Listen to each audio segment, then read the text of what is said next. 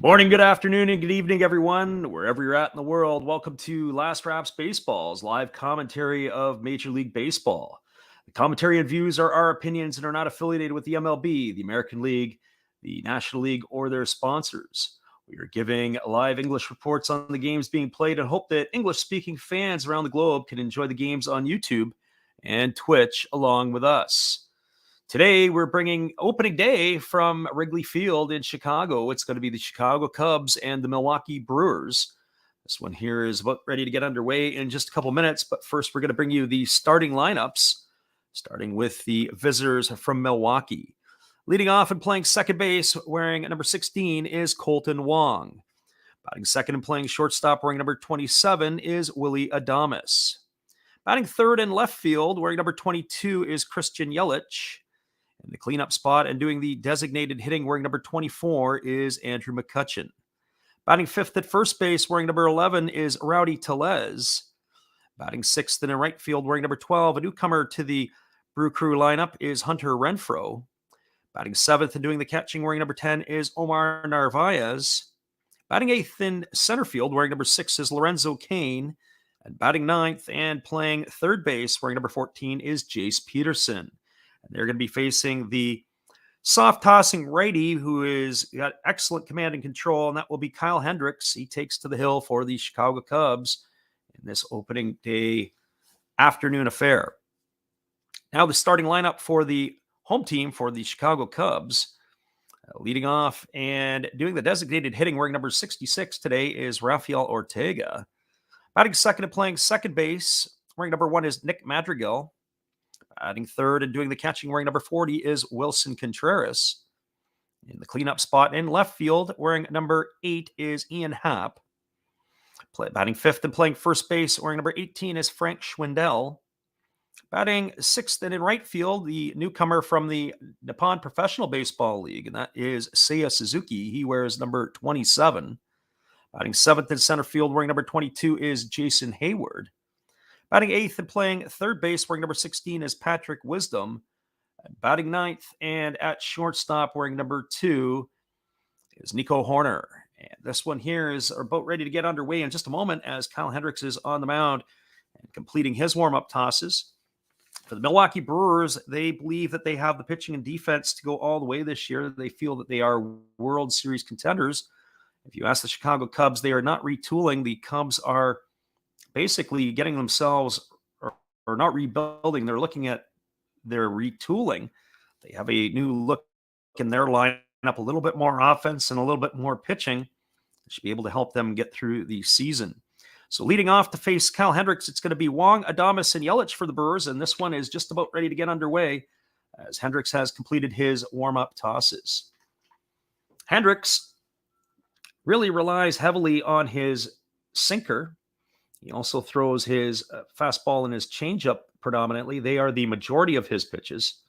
He doesn't usually get into the low 90s. He usually sits in the upper 80s. Sometimes he touches the low 90s, but basically he is a control pitcher who can command both sides of the plate. He is almost like a baby Greg Maddux. It is opening day. We have undrafted player who says, hello from France. It's time to play ball. Steve Rademacher is in the house, like father, like son. We've got Troy in the house today. Normally we do the late night games as we do games from the Nippon Professional Baseball League. But it is opening day, and we are going to give ourselves a few Major League games over the next few days in the afternoon. So here we go, everybody. We're ready to get underway. It's a sparse crowd at Wrigley Field. One would have thought that it would have been a full house. There are some empty seats that we could see, but maybe it is a late arriving crowd. But the crowd is on their feet, ready for the first pitch of the season. Hendricks gets the sign from his catcher Contreras, who's working off of one knee, and he kicks and delivers. The first pitch is a fastball swung on. It's popped up over to the left side of the infield, and the third baseman, Patrick Wisdom, has to go all the way over to where the shortstop would be to make the catch. And that is going to retire Colton Wong. On one pitch, there is one away, and that's how the season begins. That's going to bring up the shortstop, Willy Adames. Willy Adames was acquired last season by the Brewers in a deal with the Tampa Bay Rays. Adames, of course, began his career in the Detroit Tigers organization. He is now in a Brewers uniform. He takes a first pitch fastball for a called strike, and the count is 0-1. JP Farizan and Drew Rasmussen, who went the other way. Adames came with Trevor Richards, who was subsequently flipped to the Toronto Blue Jays later. And there's a fastball swung on and missed, and the count is now 0-2 to Adames. Adames, of course, became expendable with the graduation of Wander Franco from the minor leagues. So they're able to get a couple of more pieces to their pitching staff has always helped the Rays. There's the breaking ball that misses down and away from Hendricks, and the count goes to 1-2. So 1 ball and 2 strikes to Adames. Last season, Adames hit .285 once he came over to the Brewers in a trade. He was hitting below 200 in a Tampa Bay Ray uniform, and there's a fastball that misses inside, and the count goes to 2-2. He did end the season combined with 25 homers and driving in 73 runs. One would think that Adames needs to cut down a little bit out on his strikeouts. He struck out over 150 times last season between the two clubs. And there is a changeup on the outside corner that is swung on and missed. And Adames is gone for the first strikeout of the ball game. That is out number 2. And that is going to bring up Christian Yelich. For Christian Yelich, the former MVP, he needs to be able to find a way to get back to his old form. Some injuries have slowed him down and set him back. He's not had the performance that he's enjoyed in recent years. Certainly last season when it was an off year for him. And the first pitch to Hendricks is a fastball that misses off the outside corner, and the count is 1-0. I always have to pause to see if it was actually a fastball, because sometimes it's hard to tell the difference with the fastball and the changeup, being that Hendricks sits at 87 miles an hour. And here is a fastball delivered on the inside part of the plate. It's grounded on one hop, fielded neatly by the first baseman, Frank Schwindel, and that is going to do it for Christian Yelich. Goes down as a ground out to 3 for out number 3 here in the first inning. So there were no runs, no hits, no errors, and nobody left the board. We're through a half inning. It is the Milwaukee Brewers, nothing, the Chicago Cubs coming to bat. Stick around, everybody. We'll be back with the bottom half of the first inning in just a couple moments. Glad you guys could join us here on a beautiful day for baseball in Chicago. Hang tight, everybody. We'll be back in just a moment.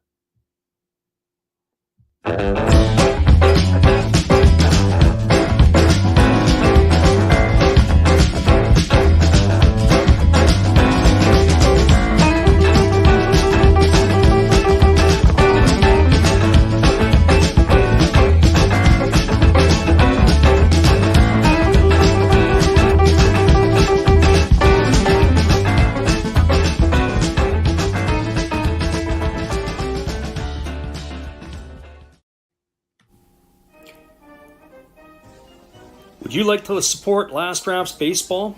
We would appreciate it if you did. Be sure to check out our eBay page where we have baseball merchandise. We also have stuff from the Japanese League for those who listen from Japan. But we also do other sports like football and basketball as well. Don't forget, visit Last Raps Baseball's eBay store to help support the channel. We'll be glad you did.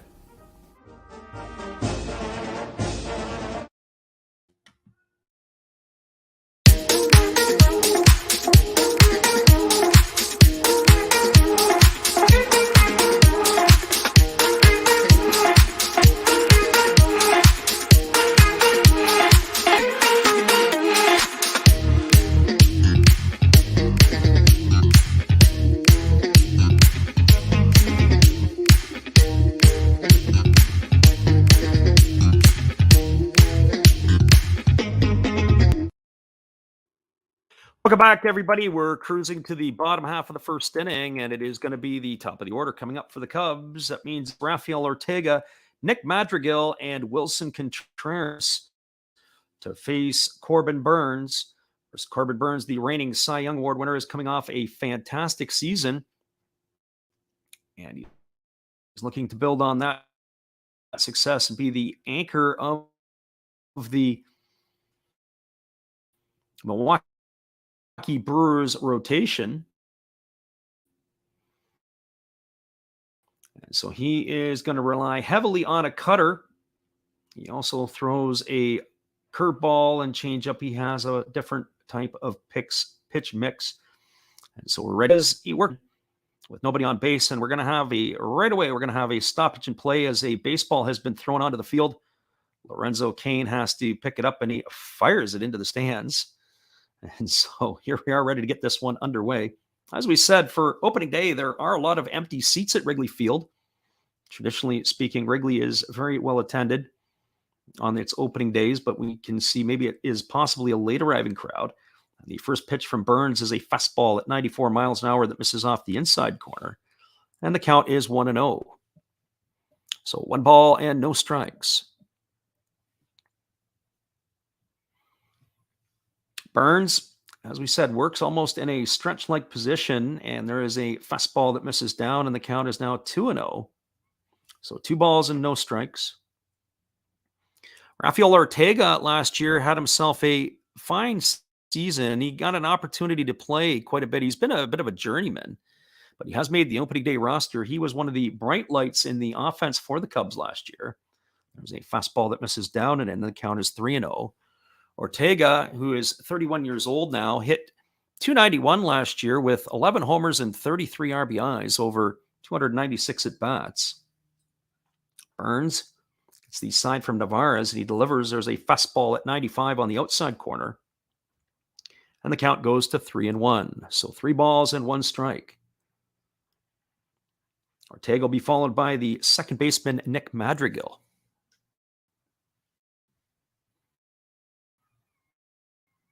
And here comes the pitch from Burns. It's a fastball that misses off the outside corner. And that is going to be the first base runner of the ball game as Ortega gets himself a leadoff walk here in the first inning. And that is going to bring up the second baseman, Nick Madrigal. But he was flipped over to the Cubs last year in exchange for Craig Kimbrell. There was also another player that went over to the Cubs with him in Cody Hoyer. So Burns holds at the belt. He kicks and delivers. There's a fastball down, and the count is 1-0.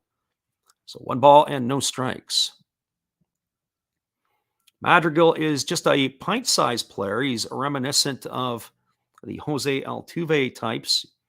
He's only 5'8", and they list him at 175 pounds, and both of those I would probably challenge. And there's a fastball that's half swung on and missed by Madrigal. And the count goes to 1-1. The keystone combination of Madrigal and Horner today is probably not what we will see in a couple of weeks, as Andrelton Simmons is currently on the disabled list. Simmons, of course, signed as a free agent from the Minnesota Twins in the offseason, will likely get the opportunity to play short. And there is a changeup that swung on it, is lifted into right center field, ranging over to his left is Lorenzo Cain. He's going to make the catch just in front of the warning track. And he'll put that one away for out number 1 here in the bottom of the first inning. And that will bring up the catcher, Wilson Contreras. I haven't had an opportunity to keep up with the chat, so I want to thank everybody for being in here. We do like to engage everybody. I'm still just getting ourselves settled in for the first game of the big league season. And so we've got Jerry English in the house, and our undrafted player is here, and Steve Rademacher, like father, like son. That would be Joe. Troy checked in earlier. Thank you, everybody, for being here. So the runner at first is Ortega, and Wilson Contreras steps up to the plate. Wilson Contreras is one of the remaining players from the core from last season. He's batting .237 with 21 homers and 57 RBIs from the 2021 season. So Burns holds at the belt. He kicks and delivers. It's a breaking ball that just misses down, and the count is 1-0 to Contreras. There were a lot of trade rumors swirling around the catcher of the Cubs. But really, last year, there wasn't a big catcher's market, and so I don't think that they felt that they could get the return they deserved for his services. So here comes the 1-1, and instead Burns flips it over to first. Diving back in time is Ortega. Undrafted player says Nick Madrigal just came from across the diamond, obviously, or across the city from the south side to the north side. It wasn't that big of a move, that's for sure. So 1 ball and no strikes. Burns again holds at the belt. He kicks and he delivers. There's a fastball that just misses off the outside corner, and the count is now 2-0 to Contreras.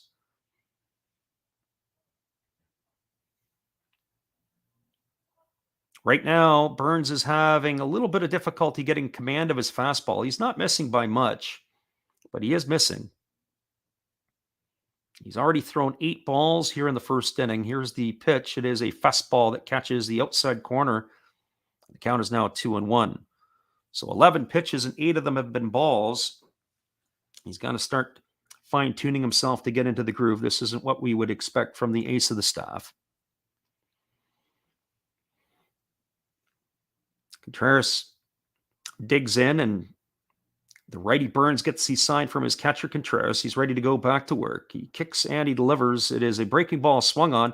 This ball is lifted into deep center field, but Kane has got room, and he's going to make the catch just at the edge of the warning track for out number 2, and that is going to bring up Ian Happ. Ian Happ gets the start in left field today. He is the only switch hitter in the lineup for both teams.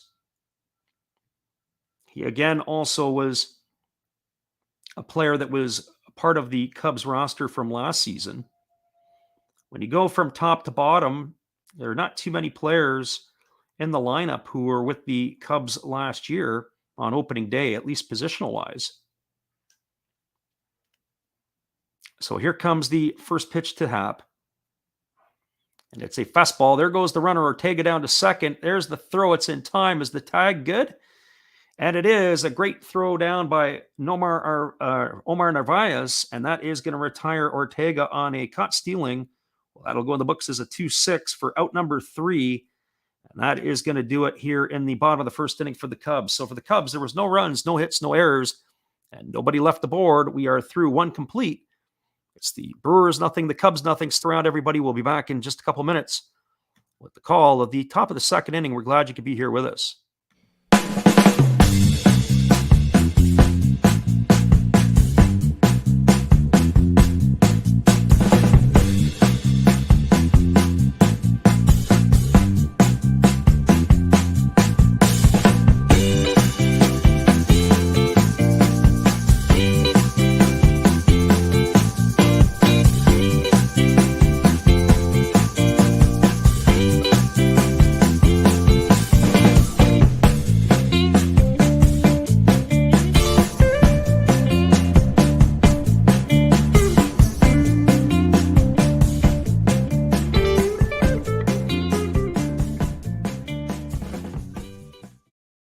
Welcome back, everybody. It's nothing.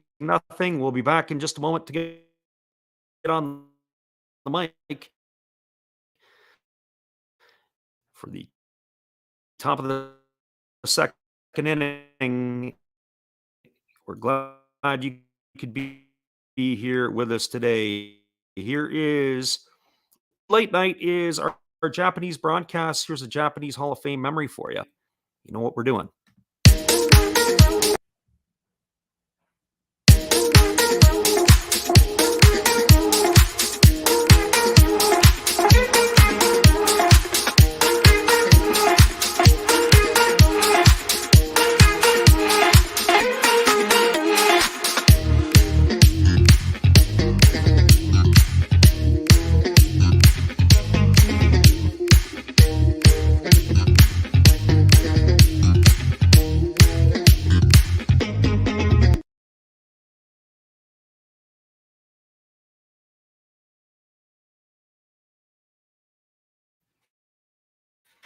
Welcome back, everybody. We're moving to the Andrew McCutchen, Rowdy Tellez, and Hunter Renfroe to get things going for the Brewers in their half of the second inning.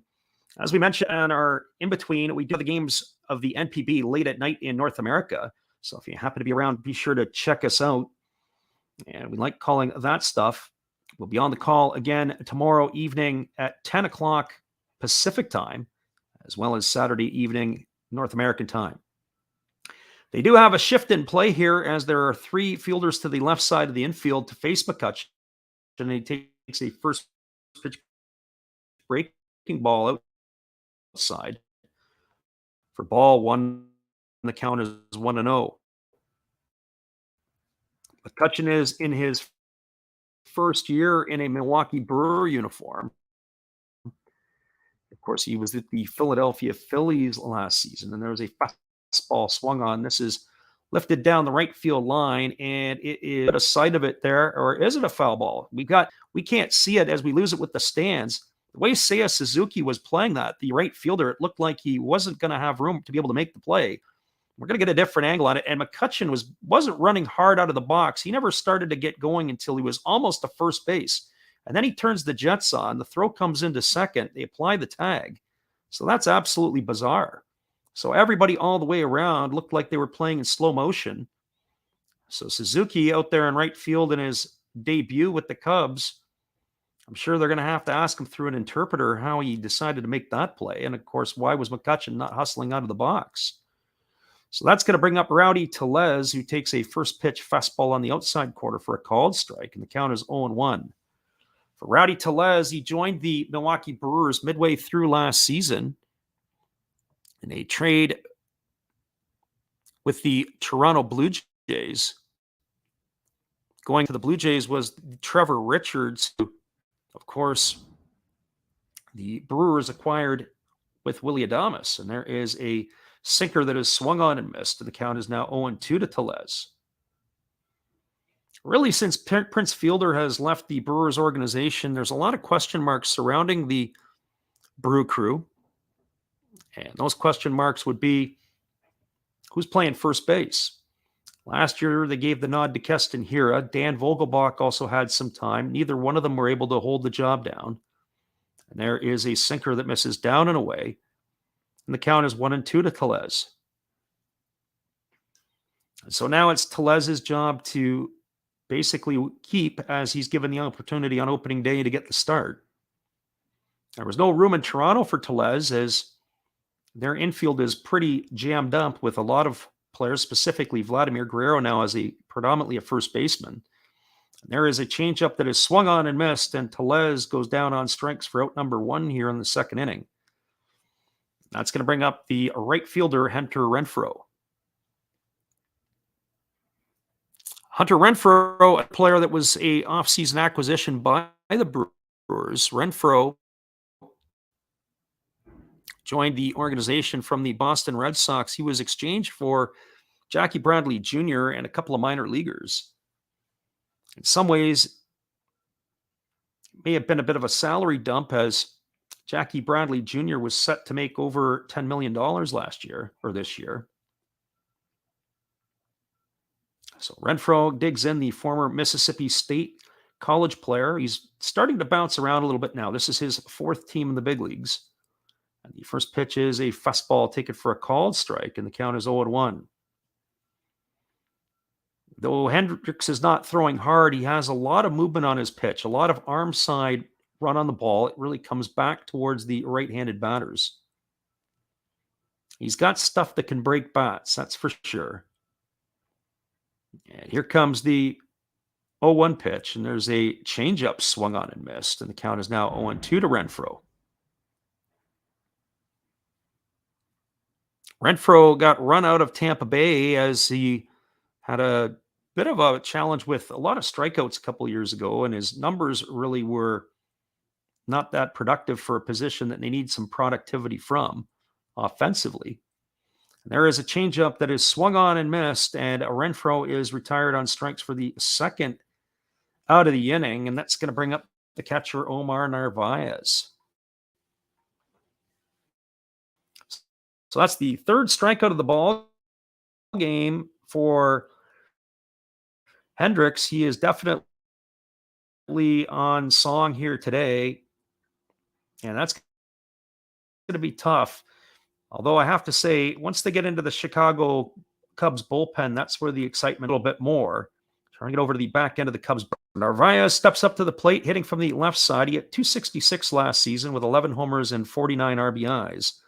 There's a breaking ball that misses down and in, and the count is 1-0. So 1 ball and no strikes to Narvaez. Narvaez gets himself dug in. The runner at second is McCutchen here with 2 away. Hendricks gets the sign from his catcher, and he's ready to go back to work. He kicks and delivers. It's a changeup that misses off the outside corner. The count is now 2-0 to Narvaez.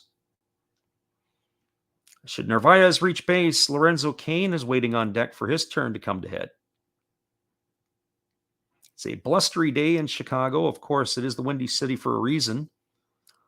Fans that are in attendance are bundled up. They've got their toques on, and there is a changeup that misses down, and the count goes to 3-0 to Narvaez. So far, Hendricks has been fairly efficient.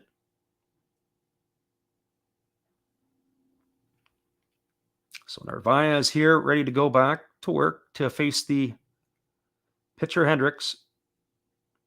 And Hendricks kicks and delivers. It's a fastball that misses up and away, and that's a ball 4. It's uncharacteristic from the righty. And so Narvaez is aboard with a 2-out walk here. That's going to bring up the center fielder Lorenzo Cain. So McCutchen on second, Narvaez at first, and Cain stepping to the plate. For Low Cain, he really struggled last year. He's in the twilight or the backside or back end of his career. He's still fairly decent defensively. He only put up numbers. He hit 257, which is about 30 points below his career average. He had 8 homers and 36 runs batted in. And here comes the first pitch from Hendricks. It's a fastball taken at the knees for a called strike, and the count is 0-1. He is still pretty silky smooth defensively. He's able to get good jumps on the ball. He makes good reads. He takes good routes. And of course, a healthy Cain obviously can make a Jackie Bradley Jr. last year become very expendable. And there's a fastball that misses off the inside corner, and it counts 1-1. That last pitch may have been the hardest pitch we've seen Hendricks throw all day. That was at 88 miles an hour. So, and reach the seats behind the first base dugout, and the count goes to 1-2. We're here in the top of the second inning. It is a 0-0 ball game right now, and the Brewers do have runners in scoring position. Hendricks gets the sign from his catcher, and he's ready to go back to work. He comes set at the belt. He checks McCutchen at second. There's a breaking ball delivered. It's in the dirt. A nice stop there by Contreras. That ball was well into the left-handed batter's box. He's able to keep it in front and holds the runner McCutchen at second base. Lorenzo Cain, of course, began his career at Milwaukee Brewer organization, and he spent a long time. He was dealt to Kansas City, spent a lot of time with the Royals. Now he's come back to finish his career in Milwaukee, and here's a fastball swung on it. It is fouled off the foot of Cain. It's going to keep the count at 2-2.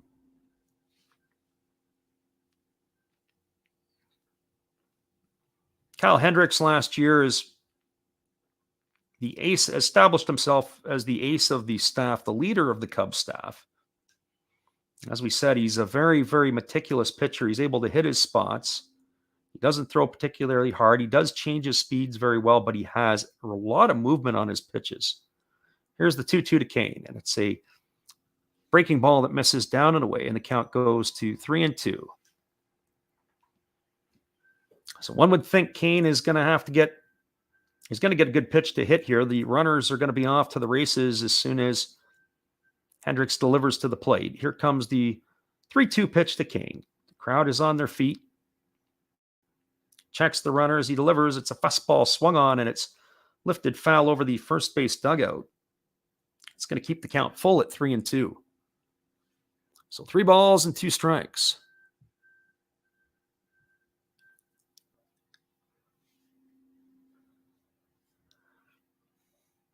Kane again digs in. He's waiting from the delivery from Hendricks. Hendricks gets the sign from his catcher, and he's ready to go back to work. And here's the pitch. Off go the runners, and it is a changeup that is swung on and missed. And Lorenzo Cain is retired for out number 3 here in the second inning. So for Kyle Hendricks, he strikes out the side in the second. It was surrounded by a double by McCutchen and a walk to Narvaez. There were no runs in the inning. There was 1 hit, no errors, and 2 runners left aboard. We're through 1.5 in Chicago. It is the Milwaukee Brewers nothing, the Chicago Cubs nothing. Stick around, everybody. We'll be back in just a moment with the call of the bottom of the second inning. We're glad you guys could be here.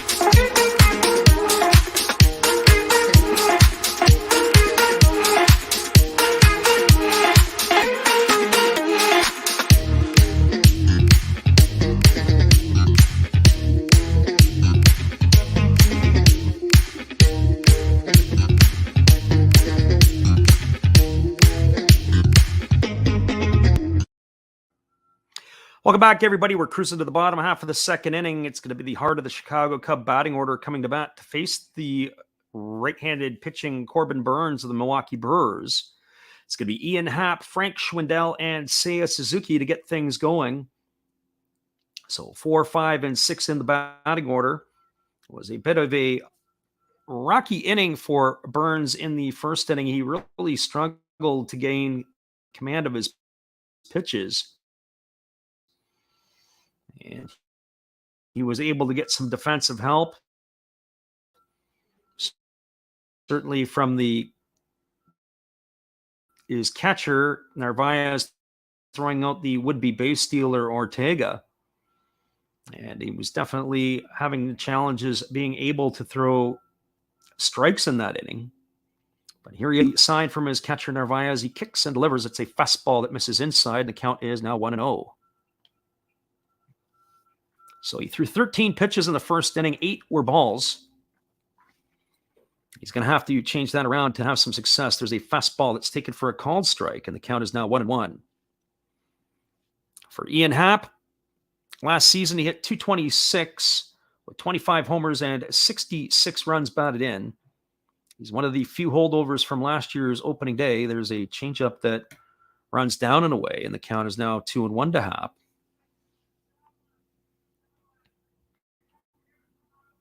As we said last year, a lot of players were sent packing out of the Cubs.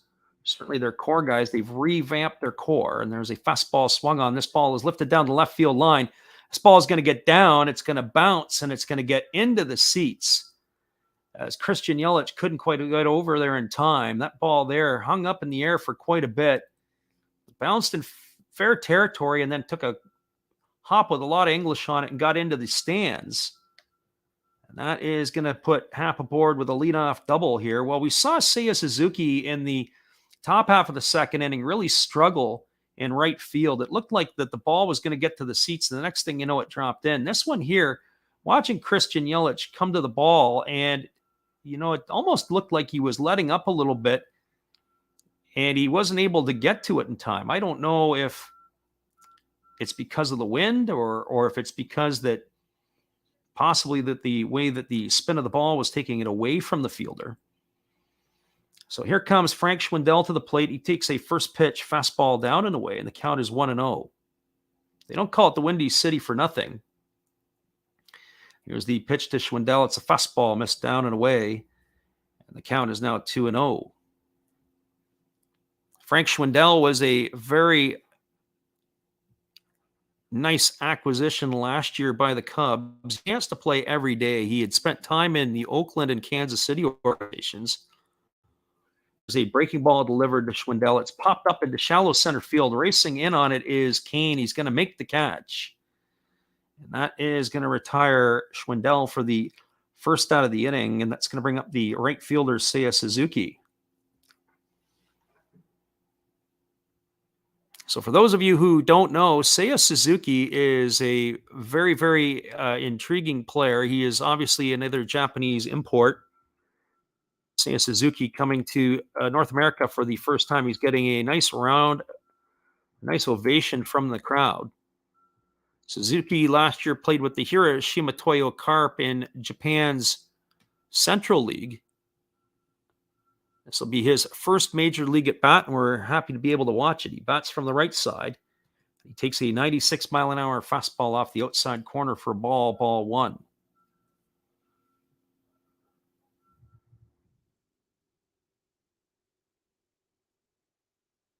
One ball and no strikes to Suzuki. Here comes the pitch from Burns. It's a fastball that catches the inside corner, and the count goes to 1-1. Suzuki was originally a pitcher, was drafted in Japan, and then he became or was converted into an outfielder very early on. He did swing the bat, but they were more fond of him not being on the mound. There's a breaking ball that catches the outside corner, and the count goes to 1-2 to Suzuki. Last year in the Japanese League, in the Central League, he batted .317 with 38 homers and 88 runs batted in. He also stole 9 bases. In years past, he has run better than what he is now. There's a breaking ball that misses down, and the count is now 2-2. I think if I'm major league pitchers, I think I would want to be challenging him with the fastball. One of the things that we saw with some of the Japanese players is there's fastballs and then there's big league fastballs. And we saw Yoshi Tsutsugo, who came over to the Tampa Bay Rays a couple of years ago, and had subsequently bounced around. He's found a home in Pittsburgh, but he was having a hard time catching up to fastballs in the upper 90s. And there's a fastball there at 96 that Suzuki lays off. And that runs the count now to full at 3-2. So 3 balls and 2 strikes to Suzuki.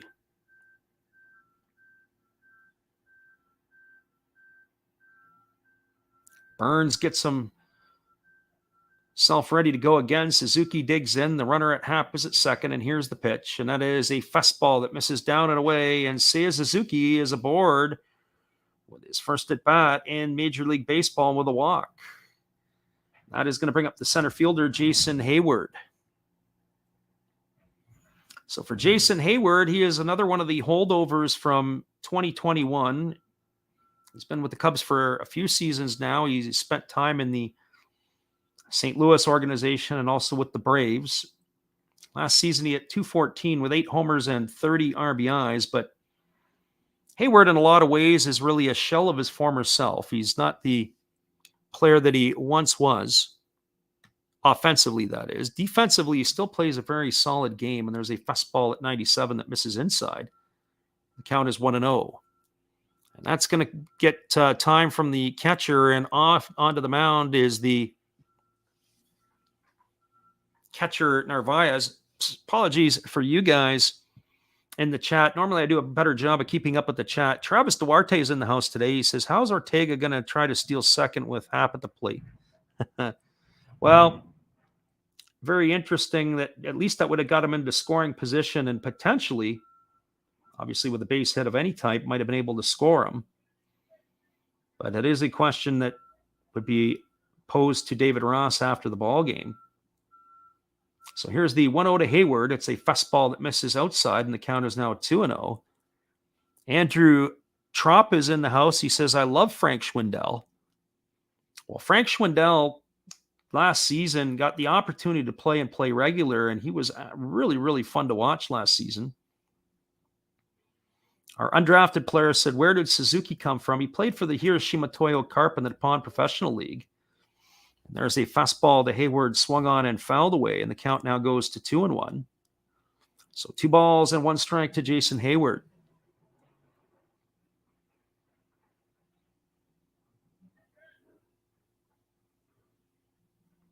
Happ gets his lead at second base. It's 2 balls and 1 strike to Hayward. There's only 1 away here in the second inning. Burns ready to go back to work. He kicks and delivers. It's a fastball, swung on and missed, and the count now goes even to 2-2. Another player who joined the Cubs last season is Patrick Wisdom, and he waits his turn on deck.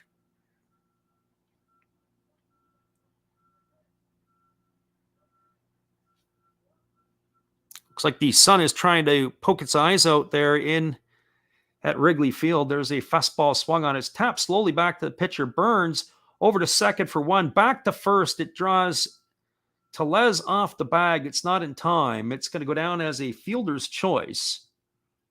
It's going to erase Suzuki at second. That's going to be a 1-6 putout for out number 2. Ian Happ is going to advance to third. As we see it again, Burns comes off the mound. He does a nice job to get it. Props to Hayward, who really does a good job of getting down the line. He's able to get down the line, but was not being able to do some of that stuff.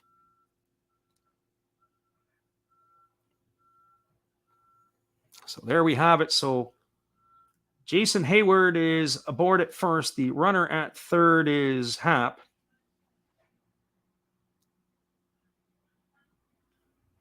And that brings up Patrick Wisdom. Wisdom last year hit .231. He had 28 homers and 61 runs batted in. There is a fastball swung on and fouled away over on the first base side, and the count is 0-1 to Wisdom. So Patrick Wisdom stepping in, ready to go.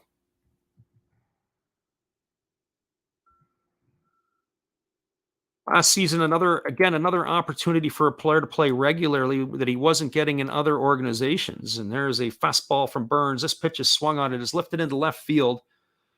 Camping out underneath it is Yelich. He's got a jockey with the wind a bit, but he makes the catch, and that is going to do it. So the Cubs, their half of the second inning, they threaten, but they don't score. And that is going to be, there were no runs. There was 1 hit, no errors, and 2 runners left aboard. We are now through 2 complete. It is the Chicago Cubs, nothing. The Milwaukee Brewers, nothing. Stick around, everybody. We'll be back in just a couple moments. We'll call it top of the third inning. We're glad you guys could be here with us. We thank you all for checking in. Hold tight, everybody. Here's our friend Steve Rademacher, a supporter of our channel, and in turn, we like to support him. So we get a kick out of some of the stuff that he does. Be sure after the game to go check out his channel. He's got all kinds of weird and crazy things. Hello, kids. Steve coming at you. It's Steve Rademacher. And if you like interesting stuff, if you like to laugh a little bit, and if you enjoy collecting, this channel's for you. If you like non-sport cards, we have them. You like pseudo-sport cards, we open them. Even if you like entire boxes of completely pointless stuff or other sports, we have everything here. I drop a different video every day, and there's always a theme to it, from No Filter Friday to Saturday morning cartoons, even Sunday shoutouts. Once in a while, we'll get a little froggy and show Money Money Monday, where I showcase a bunch of my currency. We have Legos, we have Star Wars, we have a good time. We even have my brother on Takeover Tuesday. Be there or be square. Back to Freddy.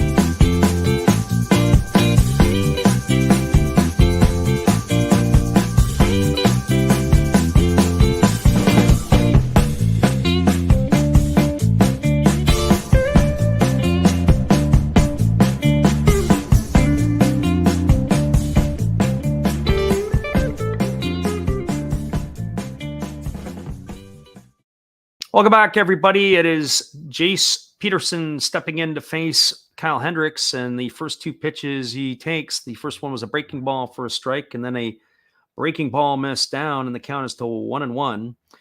It is Peterson, Colton Wong, and Willie Adames to face the righty Hendricks. Hendricks delivers a breaking ball that catches the outside corner for a called strike, and the count goes to 1-2. 29 pitches through the first two innings for Hendricks. He's been fairly efficient for his day of work so far. Here comes the 1-2 pitch, and it is a fastball that is swung on. It is lifted in the air over on the third base side. Patrick Wisdom, who was in the shift, had to come a long way. The ball ends up bouncing in foul territory. That would have been one of those ones that you'd say if he was playing in a normal position, or what we would call a normal position, Wisdom would have been able to make that catch. But because he is playing in the shortstop position, or traditional shortstop position right now, they are giving up the entire left side of the infield. So here we are back to the crazy shifts again. And here's a pitch. It's a fastball that misses upstairs, and the count is now 2-2 to Peterson. We often hear about the shifts and how it does play things positively. Well, if you're doing analytics and you're keeping score, that one definitely would have hurt the Cubs, because that would have been an out. So here comes the 2-2 pitch, and it's a breaking ball that misses inside, and the count now goes to 3-2. So 3 balls and 2 strikes.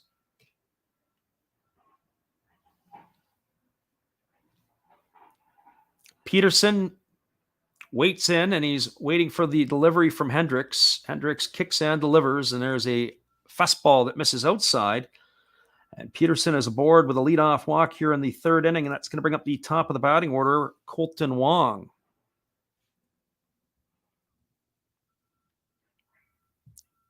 For Colton Wong, he is 0 for 1 today. He popped to the third baseman his first time up. He got things going, swung at the first pitch that he saw and popped it right up to get the ball game going. So here we are back to the live action. Hendricks gets the sign from his catcher Contreras with the runner on first. He works off of one knee. There's a breaking ball taken for a called strike, and the count is 0-1. So no balls and 1 strike to Wong. All 4 strikeouts have come on the changeup. The third pitch of the, or the fourth pitch of the third pitch of the, which was a strike, has all been swung on for strikeouts. Each one, including the one to Locane, was about at 80 miles an hour. So there's about a 7 mile an hour difference between the fastball and the changeup that we're seeing. So here comes the 0-1 pitch. And that pitch is a changeup swung on, and it's grounded foul past the first base bag. And that is going to make the count 0-2 to Colton Wong. Wong, as we said, gets the nod at second base today, as the keystone combination for the Brewers is Wong and Adames. One would think if they stay healthy, that will be the case the entire year. Jace Peterson, who's the board at first with that walk, gets the nod at third base. There's a fastball that just misses inside, and the count is now 1-2. Luis Urias is the normal third baseman, or the one who has taken over that position. He had a great year last year, but he is on the disabled list to start the year. So here comes the 1-2 pitch. Hendricks instead throws over to first, and diving back in time is the base runner Peterson. No tag applied to Peterson on that particular play, as the ball was a little bit up the line. So here comes the 1-2 pitch from Hendricks. He holds set at the belt. He kicks and he delivers. It's a changeup swung on and missed. And Wong goes fishing for out number 1 here in the third inning.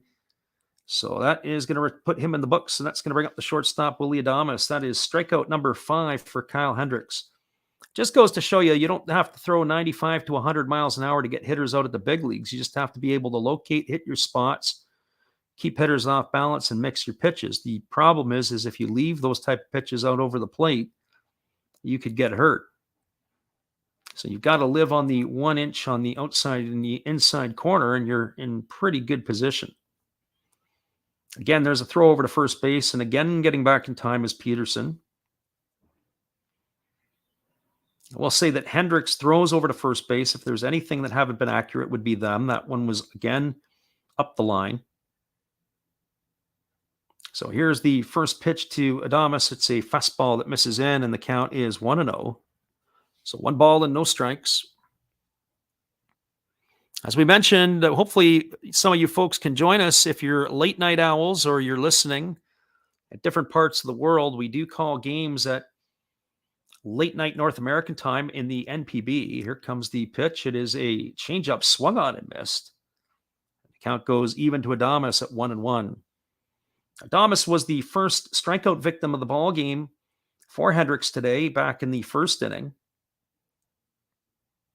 And we said in his first at bat that he's going to need to cut down on some of his strikeouts. Last couple of seasons, he's been over 150 Ks. A little bit better job from the two-hole hitter to have some bat-to-ball skill. Get the ball in play and move guys along a bit. So 1 ball and 1 strike to Adames. Hendricks gets the sign from his catcher Contreras. He's ready to go back to work. He comes set at the belt. He kicks and delivers. It's a fastball taken for a called strike. The count is 1-2. You can tell that Willy Adames didn't really like the pitch. He stiffened him up. He put his hand on his waist, and they do have the K zone that we get an opportunity to see. And that pitch did look like it was a bit of a, not an argument, but Adames would have a beef with that as it looked like it was off the plate. So here's the 1-2 pitch. It's a fastball swung on and missed time today, and that is the second out of the inning. Both via the strikeout, and that's going to leave it all up to the left fielder, Christian Yelich. For Yelich today, he has grounded out the first his first time up. He is 0 for 1. We've got Caleb Bruner in the house. He says, thanks for doing this incredible work. Well, we appreciate your kind words.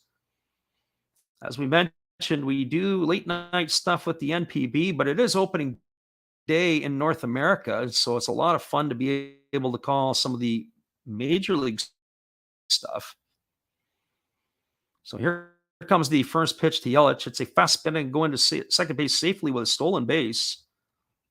He has taken the bag, and now he's in scoring position as Christian Yelich took that first pitch for a ball. He had a really good jump. I would have to say the throw wasn't very good, but it wasn't the throw. Probably it was Kyle Hendricks, more importantly, not being able to hold that runner. I think Madrigal had to crawl the ladder to go up and get the ball and apply the tag. So here we go. Here comes the pitch to Yelich. It's a breaking ball that he takes for a called strike, and the count is 1-1. Caleb Bruner says he just moved from Milwaukee to Orlando, so this is going to be the best way for him to listen to this today. We appreciate you for doing this and for listening in. We don't necessarily have one particular team that we are partial to in the MLB, so be sure to hit the sub. We will get the Brewers a few times throughout the year.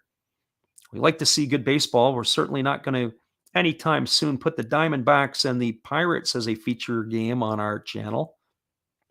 Unless, of course, some people need some late night sleeping aids. And so here comes the pitch. It's a fastball swung on. It's grounded over to second. It's fielded neatly by Madrigal. He flips it over to first. And that is going to retire Yelich on a ground out, 4-3 for out number 3. So the top of the third is completed and in the books. There were no runs, no hits, no errors, and there was 1 runner left on base. Now through 2.5 innings, it is the Chicago Cubs nothing, the Milwaukee Brewers nothing. Stick around, everybody. We'll be back in just a couple minutes. Here's a message from our friend Hollis. This is Matt Hollis. Be sure to check out his channel after the game. We hope you're enjoying what we're doing here. Good evening, ladies and gentlemen. Namaste. Hey, I hope you guys have been enjoying the game.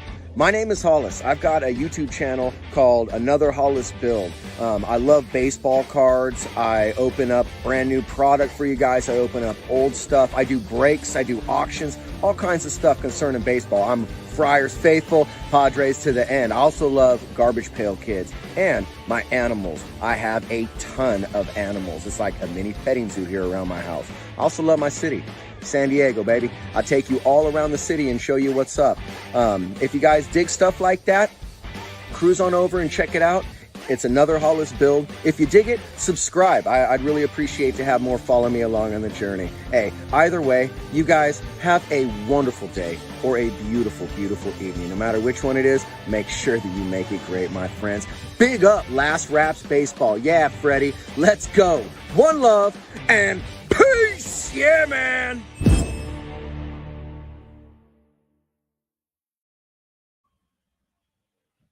Thanks again, everybody, for checking back in. We're moving to the bottom of the third inning, and that is our friend Matt Hollis. He is a supporter of our channel, and in turn, we like to support him.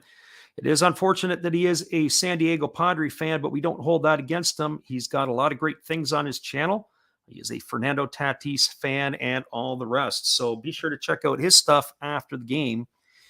We got the 9-1-2 hitters in the order coming up for the Cubs. It's going to be Nico Hoerner, and then the top of the order, Rafael Ortega and Nick Madrigal to face the right-hander Corbin Burns. Burns has not been as sharp as his counterpart, Kyle Hendricks, but the score is the same. It is 0-0 here in the third inning. Here's the first pitch to Hoerner. It's a fastball taken for a called strike, and the count is 0-1. Travis Duarte says he's listening from San Diego. That's absolutely outstanding. I love San Diego, one of my favorite cities in the United States. And here comes the pitch. It's a breaking ball that misses down and a wet. Hoerner has gone, and the count is now 0-2. So no balls and 2 strikes. So Burns ready to go back to work. He delivers. There's a breaking ball that misses inside. And the count is 1-2. So 1 ball and 2 strikes.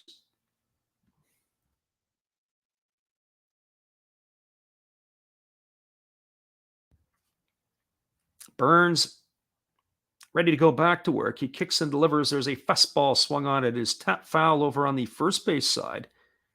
And the count is 1-2. 1 ball and 2 strikes.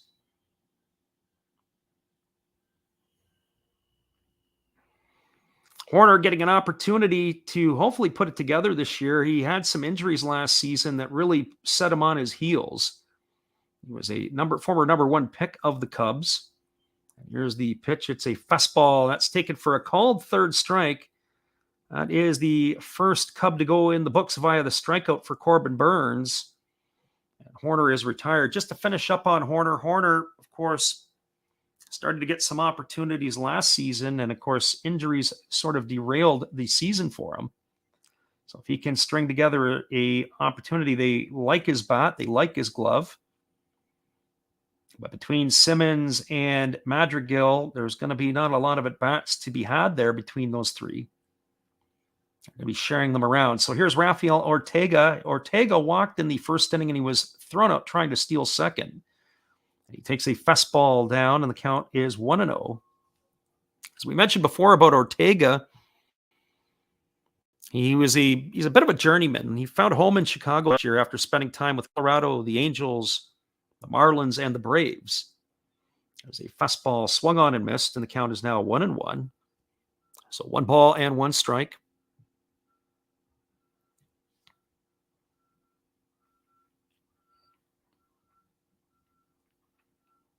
Again, Burns gets the sign from his catcher, Narvaez. He goes back to work, and there's a fastball swung on and fouled away over the third base dugout. The count goes to 1-2.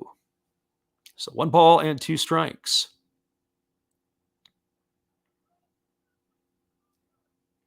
It's a beautiful day for baseball in Wrigley as the sun is trying to get out. It's partly cloudy. A little bit windy. And there is a changeup that misses down, and the count now goes to 2-2 to Ortega. Probably they could use another 5 or 10 degrees, but I guess you could say that all the time in Wrigley, another 5 or 10 degrees. That's the only time I've ever been to Wrigley Field would have been in 2006. I saw a weekend series versus the Timber 2.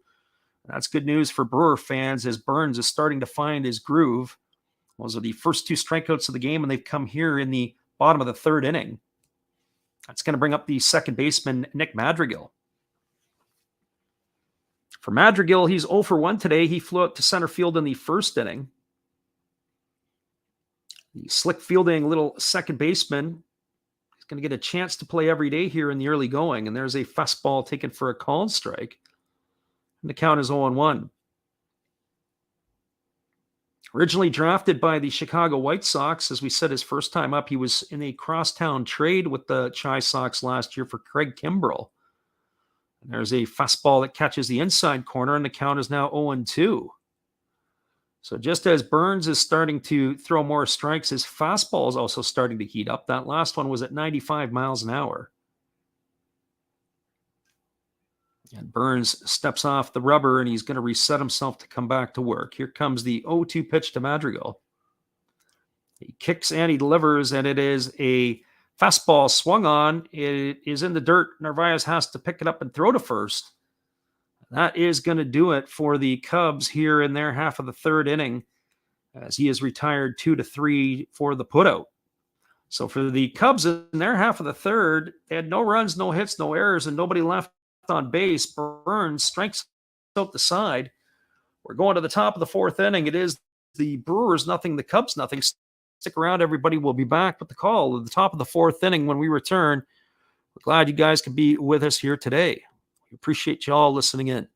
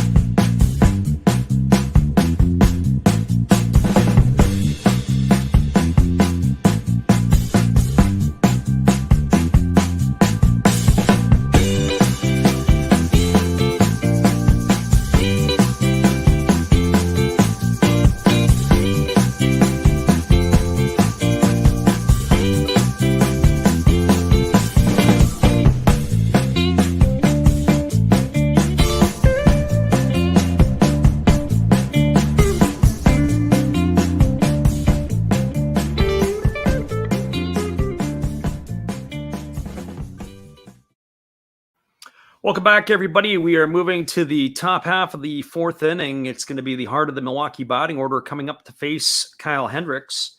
That means it's going to be Andrew McCutchen, Rowdy Tellez, and Hunter Renfroe. And as the ball is thrown down to second base to complete the warm-up tosses for Hendricks, ready to resume the action. There are going to be other games in Major League Baseball today. They have later starts. When the Guardians and Royals and Pirates and Cardinals get going, we'll start to share the out-of-town scoreboard with you. They're approximately under an hour from their first pitches. So here we go. Hendricks kicks and delivers. There's a first pitch fastball swung on, and it is lined into right field for a base hit single. And Andrew McCutchen is aboard for the second time today. That's a way to endear yourself to the Milwaukee fans, as McCutchen, 2 for 2 now this afternoon, is come out on fire. There were some questions whether that was the right signing or not in Milwaukee to bring in McCutchen. Where were you going to play him? What are you going to do with him? But in game 1, he is definitely showing his worth. So McCutchen's the runner at first. That brings up Rowdy Tellez to the plate. Tellez is 0 for 1 today. He struck out his first time up. And instead, they fire over to first base, and diving and then crawling back to the base is McCutchen. McCutchen, of course, leans in with a bit of a wry smile, and Hendricks kind of gives it right back to him. So McCutchen, the runner at first. Holding at the belt is Hendricks. He kicks and delivers. It's a breaking ball, swung on and missed by Tellez, and the count is 0-1. The umpires for today's game, Ted Barrett is behind the plate. Lance Barkdale is the umpire at first. Nick Lentz is over at second, and Nestor Sea is the third base umpire today. The temperature at first pitch was a blustery 44 degrees, but as we said, the sun is out, and it looks like the temperature is picking up. It's definitely not a full house at Wrigley. Surprising for opening day. There's a fastball that misses outside, and the count is 1-1. So 1 ball and 1 strike. Not surprising, but also a little disappointing that they can't fill up that iconic stadium on opening day. All eyes are on this game. This is the only show in town right now in Major League Baseball. All the other games have either been washed out or rained out. And again, throwing over to first is Hendricks, and diving back in time is the base runner McCutchen. One would think they're going to challenge Hendricks. They did earlier with Jace Peterson swiping the bag in the last inning, and here comes the pitch. It is a changeup swung on and missed. And the count goes to 1-2. The hitters are just not able to lay off that changeup, and to the credit of Kyle Hendricks, he gets a lot of arm side run. The ball just really falls off. That last pitch wasn't even at 80 miles an hour. As we said, the entertaining part of this game will be when they get into the bullpens. The edge definitely has to go to the Brew Crew. So here's the 1-2 pitch, and there is another changeup that is swung on down in the dirt, and Tellez is retired on strikes for out number 1. So the strikeouts keep mounting for Hendricks. That is his 6th of the ball game. That's going to bring up Hunter Renfroe. As we said, the first 4 strikeouts of the game, the third strike of the at-bat were changeups, and there is the pattern that follows suit there with Tellez, another changeup down that he chased and couldn't connect with. We've got Louis, and if I pronounce your name incorrectly, I apologize. It's Boyko, listening from the UK, listening to a game before midnight. Excellent. We appreciate you in the house tonight listening to us, and hopefully you can tune in again. Caleb says he loves it, would love for him to get back to the MVP form, and I assume you're talking about Kutch. There's a fastball delivered to Renfroe that catches the outside corner of the plate, and the count is quickly 0-1. It's great to have overseas listeners with us. We do get certainly the late night crowd. We get some people that are expats living in Asia. Well, we do the NPB games, and here comes the pitch from Hendricks. It is a fastball that misses up and in. Counts 1-1 now to Renfroe. One would think, though, that they might want to consider putting McCutchen in motion here at some point. Hunter Renfroe is not he's average runner, but this would be a situation where we could see a double play, and there's a changeup that misses down, and the count goes to 2-1. And certainly with Omar Narvaez on deck, he is also a double play candidate. So 2 balls and 1 strike to Renfroe. McCutchen establishes his lead at first. It's not a huge lead. He doesn't get his foot out toward the cutout. And there is a breaking ball that is off the outside corner of the plate, but the home plate umpire says that Renfroe did make an attempt at it. It's going to go up with the right hand to be called strike. We're going to go back and have a look at the replay, and we have to agree with Ted Barrett that he did indeed was not able to hold up in time. So that's going to run the count to 2-2. So here's the 2-2 pitch. It's a changeup swung on. This ball is hit through the 6-hole into left field, past the diving glove of Wisdom and the diving shortstop Horner. And that is going to be a base hit single here for Renfroe, and the Brewers have something brewing here in their half of the 4th inning. That's going to bring up the catcher, Omar Narvaez. So with one away, McCutchen is now at second. Renfroe is the runner at first, and Narvaez steps up to the plate.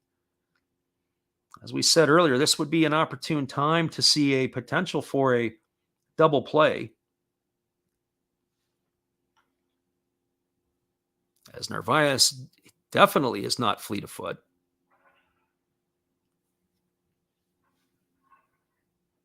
So Narvaez steps in. He walked his first time up, and he's asked for time, and he steps out as he feels that Kyle Hendricks has taken too much time. Narvaez gets himself dug in and waiting on the offering from the right-hander Hendricks, and there's a pitch. It's a breaking ball that catches the inside corner, and the count is quickly 0-1. One would think that Narvaez is going to see a steady diet of slop here. The only time maybe the fastball might be delivered here might not be for a strike, just to change the timing of the hitter. And there is a changeup that is swung on and it is fouled off the foot of Narvaez, and Narvaez is quickly in the hole at 0-2. So no balls and 2 strikes to Narvaez. You can only imagine the conversations in the dugout that go on as the players will come back into the dugout commenting on Hendricks' ability. Probably be saying things like, I can't believe this guy's throwing this slowly. I can't believe he's throwing like he is, or he's throwing the same stuff and we just can't hit it. And there is a fastball, and it is going to hit Narvaez, an 0-2 fastball that plunks him right in the backside. And Narvaez is aboard. That's going to load the bases. That's going to bring up Lorenzo Cain. So Hendricks is getting himself into a little bit of a pickle here in the top of the 4th inning. There's nothing worse than hitting a batter on an 0-2 pitch than hitting a guy on a 3-2 pitch. Got him right in the batting gloves that he had in the back pocket. But if you're Omar Narvaez, you get to first base and you say, I'd rather get hit by a Kyle Hendricks fastball than a pretty much anybody else in big leagues. That ball is going to leave a mark at 85 regardless, but not like it is when it's at 95. So here's the first pitch to Locaine. It's a breaking ball that misses outside. They appeal down to the first base umpire, and they said he went. I believe that's Lance Barksdale over there at first base. He gets the hand up. We get the replay, and we have to agree with him. Locaine could not hold up his swing.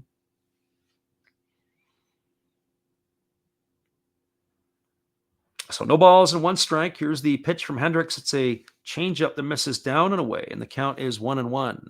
So 1 ball and 1 strike.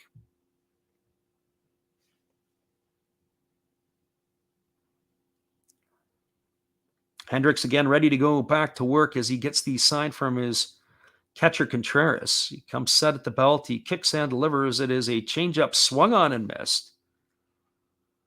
And it is now 1 ball and 2 strikes to Cain. And Cain is talking to himself as he walks out of the batter's box. He's disgusted with himself more than anything that he was not able to catch up to that one and put it in play. You almost have to think that hitters have to be thinking that they're going to sit soft on Hendricks.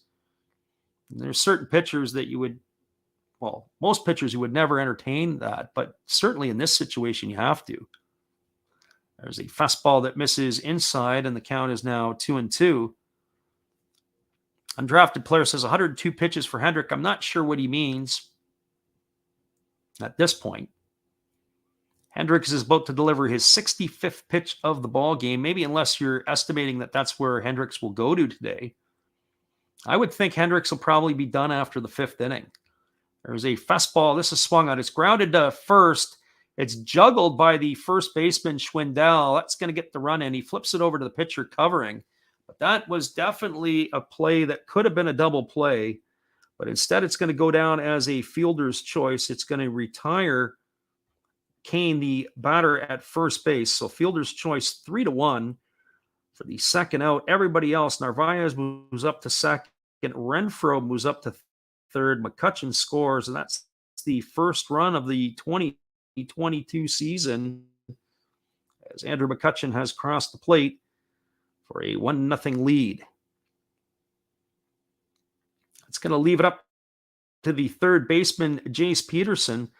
I think Schwindel would want that one over again. He juggled the ball. That's what is going to happen here. They would have got the double play, but they certainly, if they would have made the play, would have put them in potential for it. And there's a changeup swung on it. Is lifted into deep right field. Moving back onto the warning track is Suzuki. He's going to make the catch over the shoulder, and that is going to do it here in the 4th inning. But the Brewers pick up a run. They had 1 run in the inning on 2 hits. There were no errors, and there were 2 runners left aboard.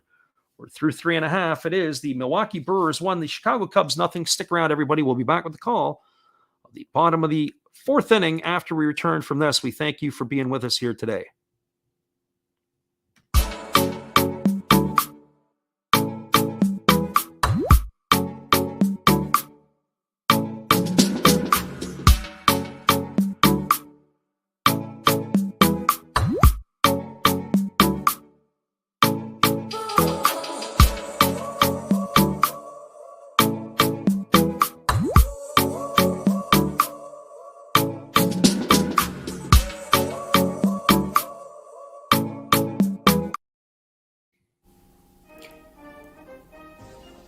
Would you like to support Last Drafts Baseball? You would appreciate. Would you like to support Last Drafts Baseball? You would appreciate it if you did. Be sure to check out our eBay page where we have baseball merchandise. We also have stuff from the Japanese League for those who listen from Japan, but we also do other sports like football and basketball as well. Don't forget, visit Last Drafts Baseball's eBay store to help support the channel. We'll be glad you did.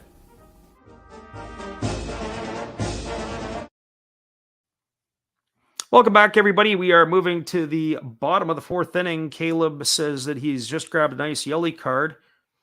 I hope that is pretty cool. I appreciate you for doing that. It is a way to support our channel. We're moving to the bottom of the 4th inning. It's going to be Contreras, Happ, and Schwindel. To get things going, that is number 3, 4, and 5 in the batting order.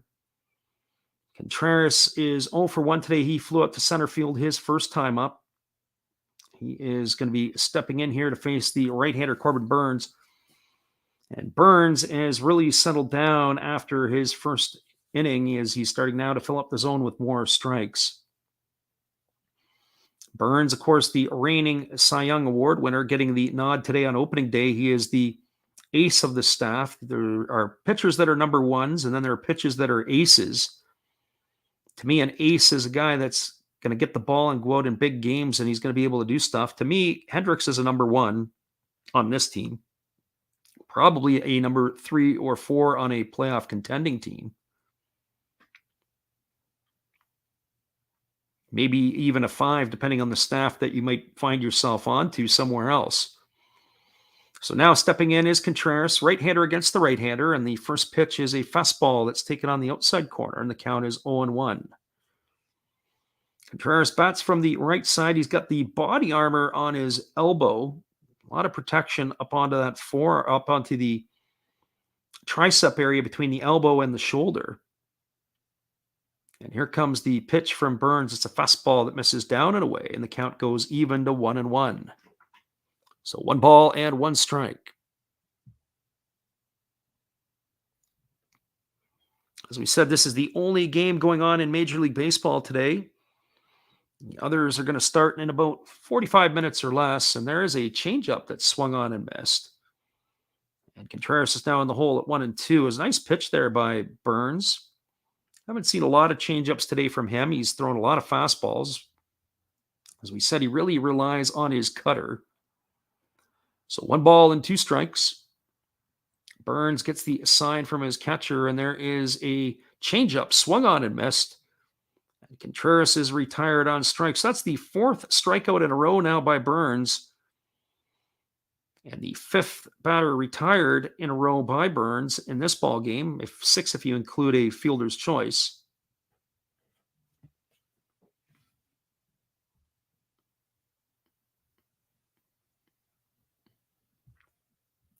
So Corbin Burns ready to go back to work. He kicks and he delivers. There's a fastball that misses down, and the count is 1-0. So Burns is facing Ian Happ. Ian Happ doubled his first time up. He hit that ball sliced the ball down the left field line. He thought it really hung up, and the way that Yelich had got to the ball allowed it to bounce and then bounce into the seats for a ground rule double. There was a fastball taken at the knees for a called strike, and the count goes to 1-1. So 1 ball and 1 strike. So 1 ball and 1 strike. Caleb had made an announcement in the chat, and I just got the notification. We saw it come through. We appreciate you there, Caleb. There's a fastball that's off the outside corner. They appeal down to the third base umpire, and they say Happ went. The count is now 1-2. A friend of our channel, Steve Rademacher, is a big Milwaukee Brewer fan. Huge fan from Wisconsin. He said when he left Wisconsin, the IQ of Wisconsin residents went up, but when he moved to the state that he's living in now, Kansas, he said that the IQ of the residents there went up. So it was the first time in history that probably that ever happened. There's a fastball that misses down and away, and the count is 2-2. I only repeat that story because that's Steve's story. So 2 balls and 2 strikes. Here comes the pitch from Burns. It is a fastball swung on. It's tapped up the middle. It's backhanded by Wong over second base. He throws to first, and that's going to retire Happ on a ground out, 4-3 for out number 2. So 2 up and 2 away, and that's going to leave it all up to the first baseman, Frank Schwindel. Schwindel today, he is officially 0 for 1. He flew out to center field his only other time at bat. As we said earlier, Schwindel finally getting a chance to play last season. He was on fire for quite a bit. He ended up hitting .342 last year with 13 homers and 40 RBIs. That was only in 222 at-bats, and there's a fastball swung on and fouled away over on the first base side, and the count is 0-1. He'll be 30. He's in his 30th year, I should say. He is 29 years old right now. He'll turn 30 a little later in the year in June. On and missed, and the count goes to Oakland organizations at the big league level. He was with Oakland last year. He came over to the Cubs. So here comes the 0-2 pitch. Ball that misses down and away, and the count goes to 1-2. He was plucked off the waiver wire by the Cubs from the Athletics. That was definitely a value signing.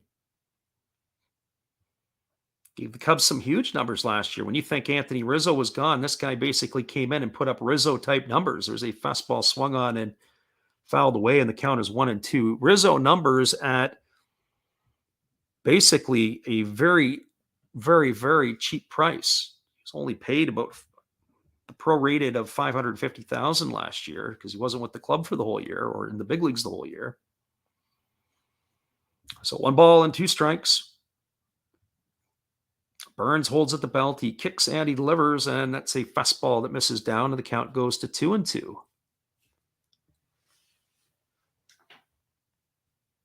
At this rate here, I don't suspect that either pitcher will go much beyond the 6th inning. Their pitch counts are ratcheting up. It's the 60th pitch so far now for Burns in this one. So here comes the 2-2, and there's a fastball swung on. It is lifted foul over on the first base side, and that keeps the count at 2-2. Although one would have to say the way that Burns has settled down, he's really got into the groove here. He's retired 6 in a row, 7 if you include the fielder's choice by Hayward.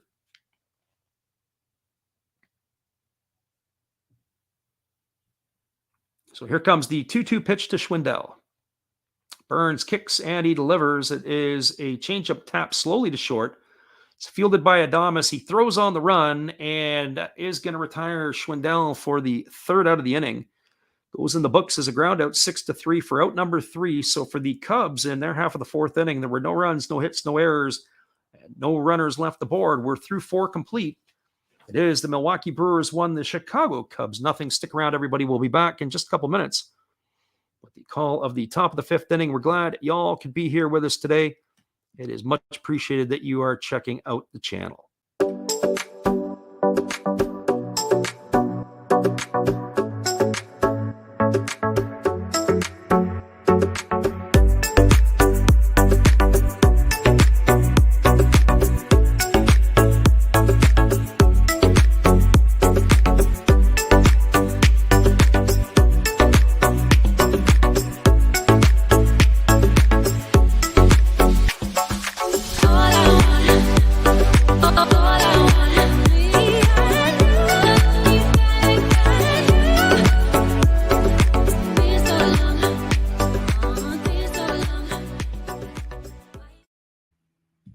Welcome back, everybody. We'll be back in just a moment with the call of the top of the fifth inning. 1-0 Brewers over the Cubs.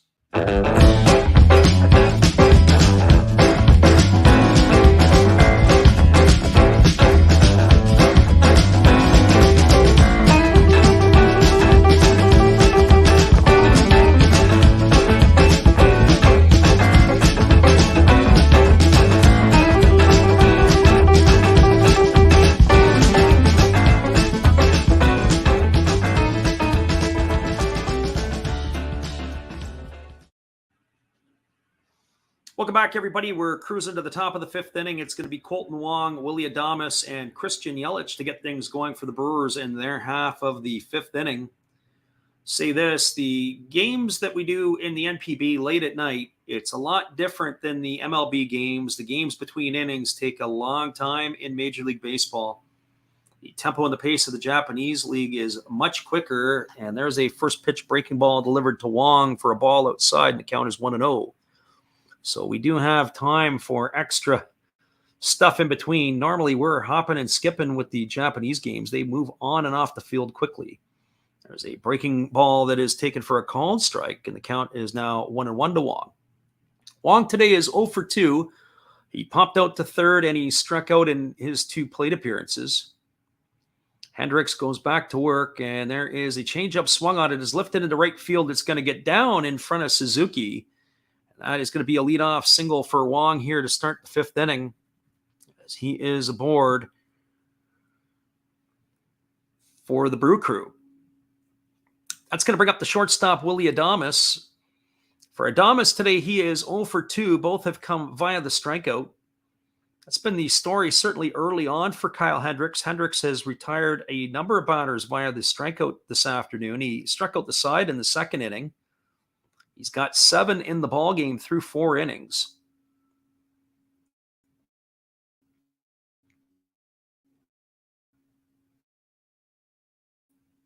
So here comes the first pitch to Adames, but instead they throw over to first base and getting back. As we said in the first, throwing down to second as much as it is controlling the running game.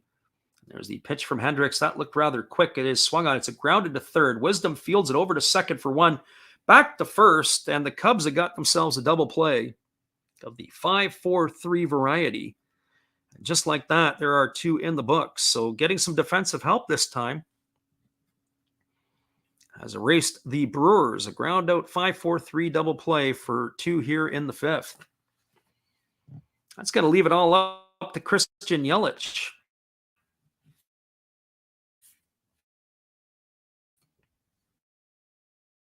As we said last inning, that defensive play by Schwindel, if he would have fielded that ball cleanly, they would have had a legitimate chance for a double play to end the inning. Instead, because he juggled the ball, the only play was at first base, and that ended up costing the Cubs a played out shift on here. They've moved Wisdom into the shortstop position, but he's in shallow. Madrigal and Schwindel are sort of normal, but they've taken Horner into shallow right field. There's a breaking ball that is dropped in for a called strike, and the count goes to 1-1. And now Wisdom backs up into a traditional shortstop type of position. And here comes the pitch. It's a fastball that misses off the inside corner, and the count goes to 2-1. One of my frustrating things is if you have a shortstop who should be arguably your most athletic infielder playing short, why do you move into shallow right field and have your third baseman move into the shortstop position? Because now It's taken a lot of range away from that spot, even though you've taken the third baseman out of his position and the shortstop and put him in right field. There's a breaking ball that misses down to Yelich, and the count goes to 3-1.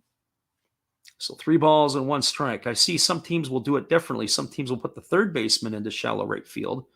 The Padres would be one of those because you leave Tatis in the natural shortstop position when he's healthy. There's a fastball that misses upstairs, and Yelich is aboard with a 2-out walk. And that is going to bring up Andrew McCutchen. For Andrew McCutchen today, he is 2 for 2. He doubled in the second and singled and scored the only run in the 4th inning. He's definitely made an announcement of his presence in a Brewers lineup. It'd be good for him to get off to a good start and to produce for the Brewers. The veteran is definitely in the twilight of his career,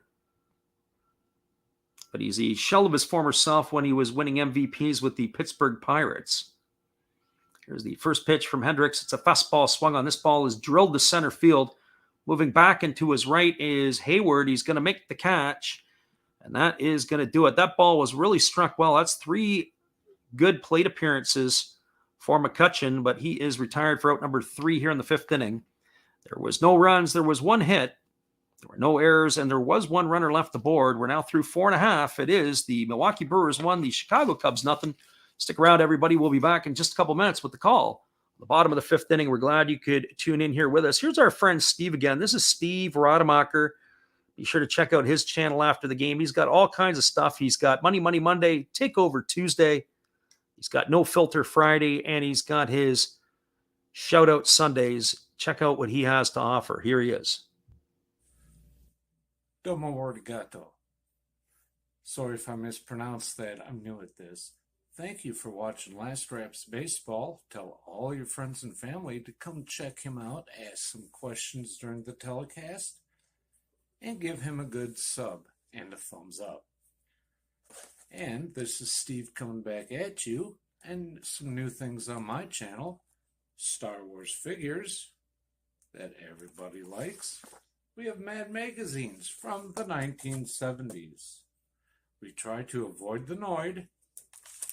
And for your pleasure, once in a while, we can open up Michael Jackson if you want, the cards. We have Elvis. We have Sadahar O. We love everything that is everything, so we even have the Beatles fighting with lightsabers. Look at that, John and George. Once in a while, we'll even have my brother take over my channel on a Tuesday. So once again, everybody tell your friends, come see Freddie at Last Raps Baseball. And right now, I'm going to kick it right back to you, Freddie. Appreciate you, Steve, and make sure you go over and check out his channel. Let him know to get a haircut while you're there. He usually does that only a couple of times a year, and it is always special when he does do it. That's Steve Rademacher, a friend of our channels. Now we're back to the live action as it's going to be Seiya Suzuki, Jason Hayward, and Patrick Wisdom coming to bat here in the bottom of the 5th. Suzuki takes a breaking ball for a called strike, and the count is quickly 0-1. Suzuki today in his major league debut, he walked in the 1st inning, and now he swings at a fastball and he lines it into left field. That ball is going to get down for a base hit, and the Cubs fans are on their feet giving a round of applause to their newly minted import player. Suzuki has got himself a base hit. That's his first one of his big league career. And into the dugout goes the ball as he is aboard twice tonight. So the crowd is cheering. They're on their feet, giving him a round of applause. They spent a lot of money on this Japanese import. Gave him a 5-year deal. I believe it was $85 million off the top of my head. So they're going to expect that he's going to produce. So he is the runner at first base, and that brings up Jason Hayward. He is a threat to run, so it'll be interesting to see how he does. He didn't steal 10 bases last year, but he has been in the upper 20s in years past. There's the first pitch to Hayward that is swung on and missed, and the count is quickly 0-1. For Suzuki, in years past in the NPB, there were some years that he stole as many as 25 bases, and that would have been in 2019. That's stolen 17 and 16 in other years, but he can run a bit. Last year, he only stole 9. So here comes the 0-1 pitch to Hayward. Burns kicks and delivers. It's a fastball, and it squirts away from the catcher, Narvaez. He throws down to first base, and diving back in time is the runner, Suzuki. So that's going to be 1 ball and 1 strike on Hayward. Ball squirted away. Narvaez had to go to his right, and actually what held up Suzuki is he lost his balance and he fell, and then he had to turn around and get back to the bag. He was able to do that safely, but he had intent in mind to be able to read that ball down and take the next base. So here comes the 1-1 pitch. There is a changeup that misses down. They appeal over to the third base umpire, but they say he didn't go. As the ball is now 2 balls and 1 strike to Hayward.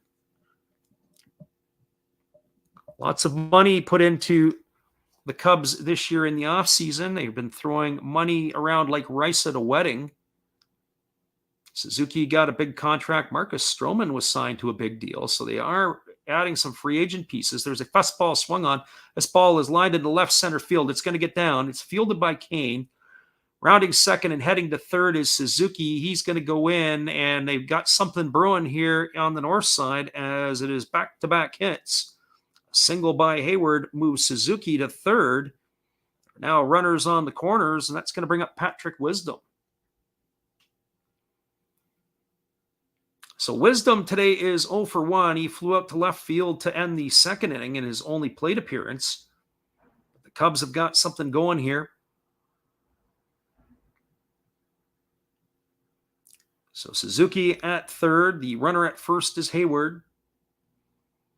Wisdom comes up to the plate. As we mentioned, Patrick Wisdom, another one of those players last year that was given opportunity. Once Chris Bryant and Rizzo and Baez left, he hit 28 homers and drove in 61 runs last year. He only hit 231. And here comes the first pitch to Wisdom. It's a fastball swung on. It is lifted into center field. Moving over underneath it is Kane. It's going to be deep enough. Tagging from third and heading home is Suzuki. So Wisdom gets the job done. He hits a sac fly to center field. That is going to get him an RBI, and the game is all knotted up at ones as he does his job. So Suzuki's getting high fives as he returns to the dugout.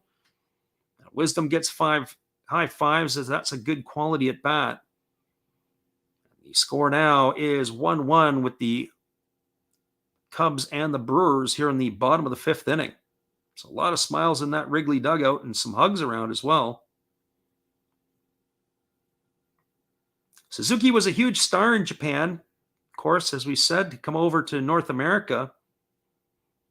It'll be his first experience, not just that, but also cultural adjustments, getting used to the lifestyle in North America. So that brings Nico Hoerner to the plate. Hoerner today is 0 for 1. He struck out looking his first time up. And Burns fired over to first base there, and diving back in time was the base runner Hayward. Burns ready to go back to work. He kicks and delivers. There's a fastball that is swung on and fouled away, and the count is 0-1. For Hoerner last year in a shortened season, he did bat over 300. He had no homers and 16 runs batted in. There's a changeup that misses down, and the count goes to 1-1 to Hoerner. So David Ross is going to have some decisions to make in the next inning or so. I would think that Hendricks will be finished after the 6th inning. I would think, in fact, that he probably won't see the order again for the 4th time. So he's probably got 5 hitters to get 3 guys out. And there is a breaking ball swung on. This ball is hammered to left field, and this ball is gone. A home run for Nico Hoerner, and that is a 2-run shot. And there are some pretty happy Cubs fans in the outfield as Hoerner is rounding the bases. He put an absolute charge into that pitch, and that got out in a hurry. So a 2-run shot here for Nico Hoerner in the 5th inning. Now there is a crooked number up on the board for the Cubs as they have taken a 3-1 lead.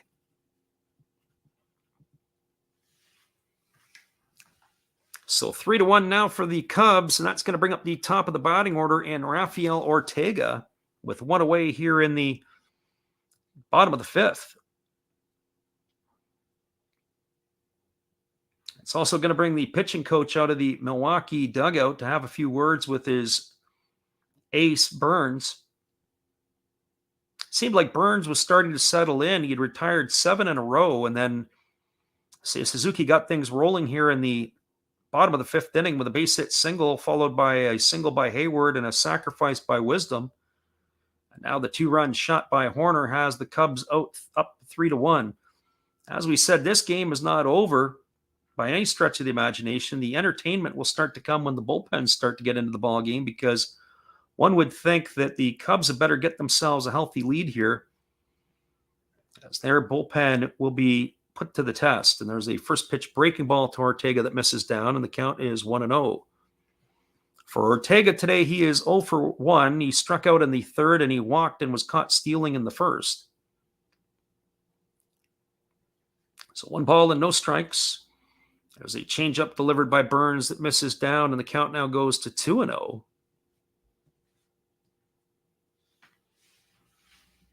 I wonder if the shortened spring training will have something to do with the sharpness of the pitchers as well. We'll see that as the first week of the season goes by. There's a fastball that is taken for a called strike at the knees, and the count is 2-1. Certainly, even the way that pitchers prepare in a shortened spring training will have to be adjusted a little bit. So here comes the 2-1 pitch. Fastball that misses inside, and the count goes to 3-1. So 3 balls and 1 strike to Ortega. That home run by Nico Horner was only the 4th of his career, and it's the first time he's circled the bases since 2019. So here comes the 3-1 pitch. There's a fastball swung on. This ball is belted into right field, but he just got underneath it. Moving in on it is the right fielder, Hunter Renfroe. And Ortega is going to be retired for the second out of the inning. That is going to leave it up to Nick Madrigal. For Madrigal today, he is 0 for 2. He's flown to center and struck out his last time up.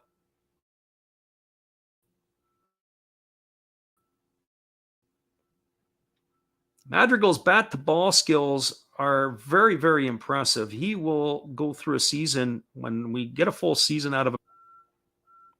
So here we go, ready to go back to the live action. And there's the pitch from Burns. It's a fastball that misses down and away. And the count is 1-0 to Madrigal.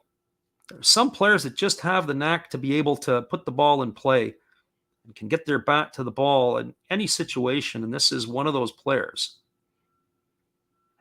Here's the 1-0 pitch. It's a fastball at 95 that misses upstairs, and the count is now 2-0. So 2 balls and no strikes to Madrigal. As a reminder, we will be back on the YouTube streaming airwaves tomorrow night when we do another game from the NPB, so hopefully you can jump in.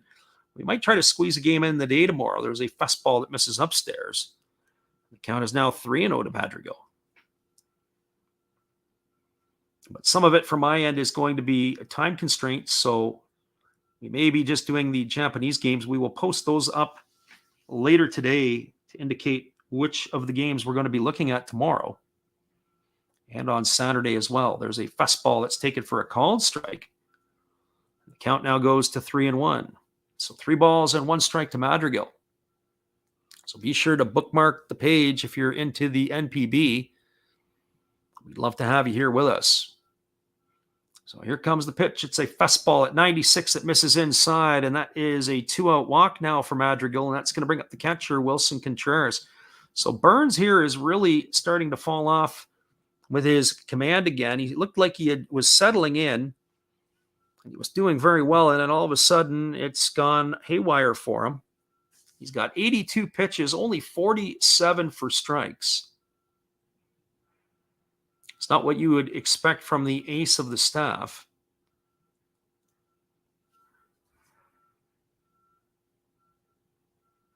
We've got that down now for Burns as his 3rd walk of the ball game issued.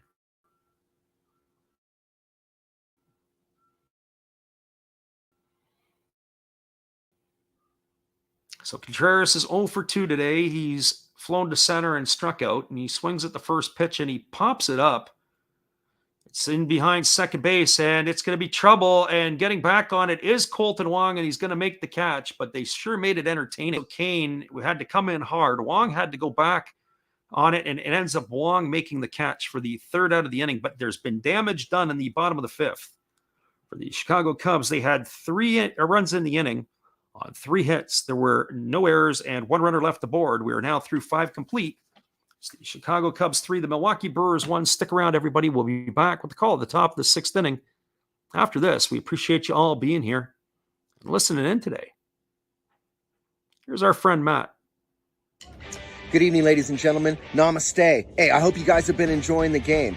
My name is Hollis. I've got a YouTube channel called Another Hollis Build. I love baseball cards. I open up brand new product for you guys. I open up old stuff. I do breaks. I do auctions. All kinds of stuff concerning baseball. I'm Friars faithful, Padres to the end. I also love Garbage Pail Kids and my animals. I have a ton of animals. It's like a mini petting zoo here around my house. I also love my city. San Diego, baby. I take you all around the city and show you what's up. If you guys dig stuff like that, cruise on over and check it out. It's Another Hollis Build. If you dig it, subscribe. I'd really appreciate to have more follow me along on the journey. Hey, either way, you guys have a wonderful day or a beautiful, beautiful evening. No matter which one it is, make sure that you make it great, my friends. Big up Last Raps Baseball. Yeah, Freddie, let's go. One love and peace. Yeah, man.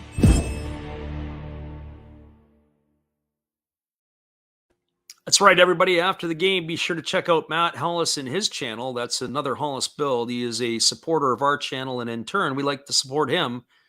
That's Another Hollis Build. He is a San Diego native, and he is San Diego proud. We're going to be returning here. We're going to the top of the 6th inning. It's going to be the 5, 6, and 7 hitters in the Milwaukee batting order. It's going to be Rowdy Tellez, Hunter Renfroe, and Omar Narvaez to get things going. And that is going to be the 5, 6, and 7 hitters. They have not done a lot of damage today to the pitcher Hendricks, although Narvaez has been aboard twice. He was walked and hit by a pitch. Hunter Renfroe did have a single his last time up, but that is also surrounded around 3 strikeouts. So we're ready to get this one back underway. As we said earlier, the crowd today at Wrigley Field, a little bit disappointing in my eyes for an opening day. It's not a full house. The first pitch from Hendricks is a fastball that misses off the outside corner, and the count is 1-0 to Tellez. Rowdy Tellez batting from the left side, ready to face Hendricks. There's a fastball swung on and fouled away, and the count goes to 1-1. Tellez has struck out both of his times up to the plate, and both of these strikeouts were on changeups as he had swung on and missed way out in front. This is a typical Kyle Hendricks type of ball game. He's really kept the hitters off balance. He's been all around the zone. Here comes the 1-1 pitch, and there is a changeup swung on, and it is belted into center field for a base hit. And Tellez is aboard for the first time today, and that is going to bring up Hunter Renfroe. So Rowdy Tellez reaches first. As we mentioned last year, he'd come over in a trade with the Blue Jays. He really didn't get an opportunity in Toronto to get a chance to play every day, with Vladimir Guerrero moving over to first base. And of course, now with Matt Chapman in Toronto, there would be really nowhere for him to play. They have excess of outfielders who can fill the role as the designated hitter. But this is basically his job to lose with the Brew Crew. So here comes Hunter Renfroe to the dish. He is 1 for 2 today. He takes a first pitch fastball at the knees for a called strike, and the count is 0-1. This is the first time National League will see a full-time DH. I know there's a lot of people who aren't happy about it. I can express my views on this. I don't think it is a good thing. I am not a big fan of the DH. There is a breaking ball that is swung on and missed, and the count is now 0-2. And I'll give you the reasons. Some people will argue and say the games take too long to play, and that might be so. There's a multitude of reasons for that. they're trying to correct the reasons for it in different ways. In other words, between the innings, it's just way too long. When we do the Japanese games, the games move quick. And here comes a fastball that misses up and in, and the count is 1-2. The games move quickly. Players get on and off the field in a hurry. Where the game slows down in the Japanese league is when the pitching changes come, because in some parks they do not have traditional bullpens that are on the field of play. Some of the bullpens are actually underneath the stadium. So when they do go to the pen and have to bring a guy in, they're not coming from wherever. There's a fastball swung on. This ball breaks the bat of Renfroe. It is behind the second base bag. Moving over underneath it is going to be the second baseman, Madrigal. He's going to make the grab and put it away. And then we've got David Ross on his way out of the dugout, and this might be it for Kyle Hendricks as he's getting some fist pumps from his defenders. Let's see what's going to happen here, but that is going to retire Renfroe. Narvaez is coming into the ball game, and we do have a pitching change, and Hendricks is leaving to a large ovation, and that is going to do it. So stick around, everybody, while we have the pitching change. We're going to get those notes made for us here in just a moment. We'll be back with the call here again in the top of the sixth inning, 3-1 Cubs. We'll be back after this tune.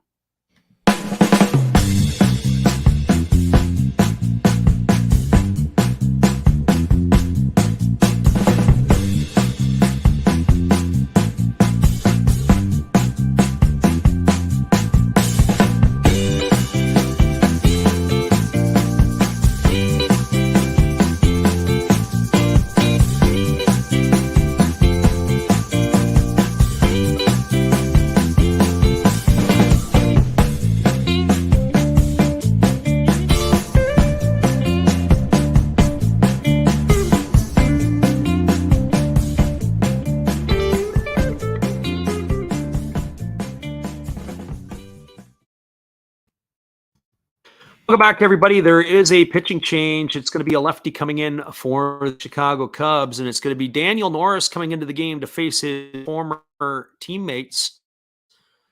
Last season, Norris ended the season in a Brewers uniform.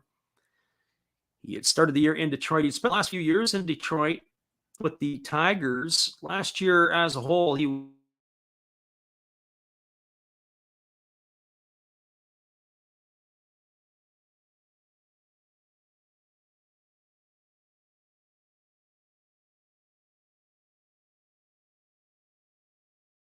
and struck out 58.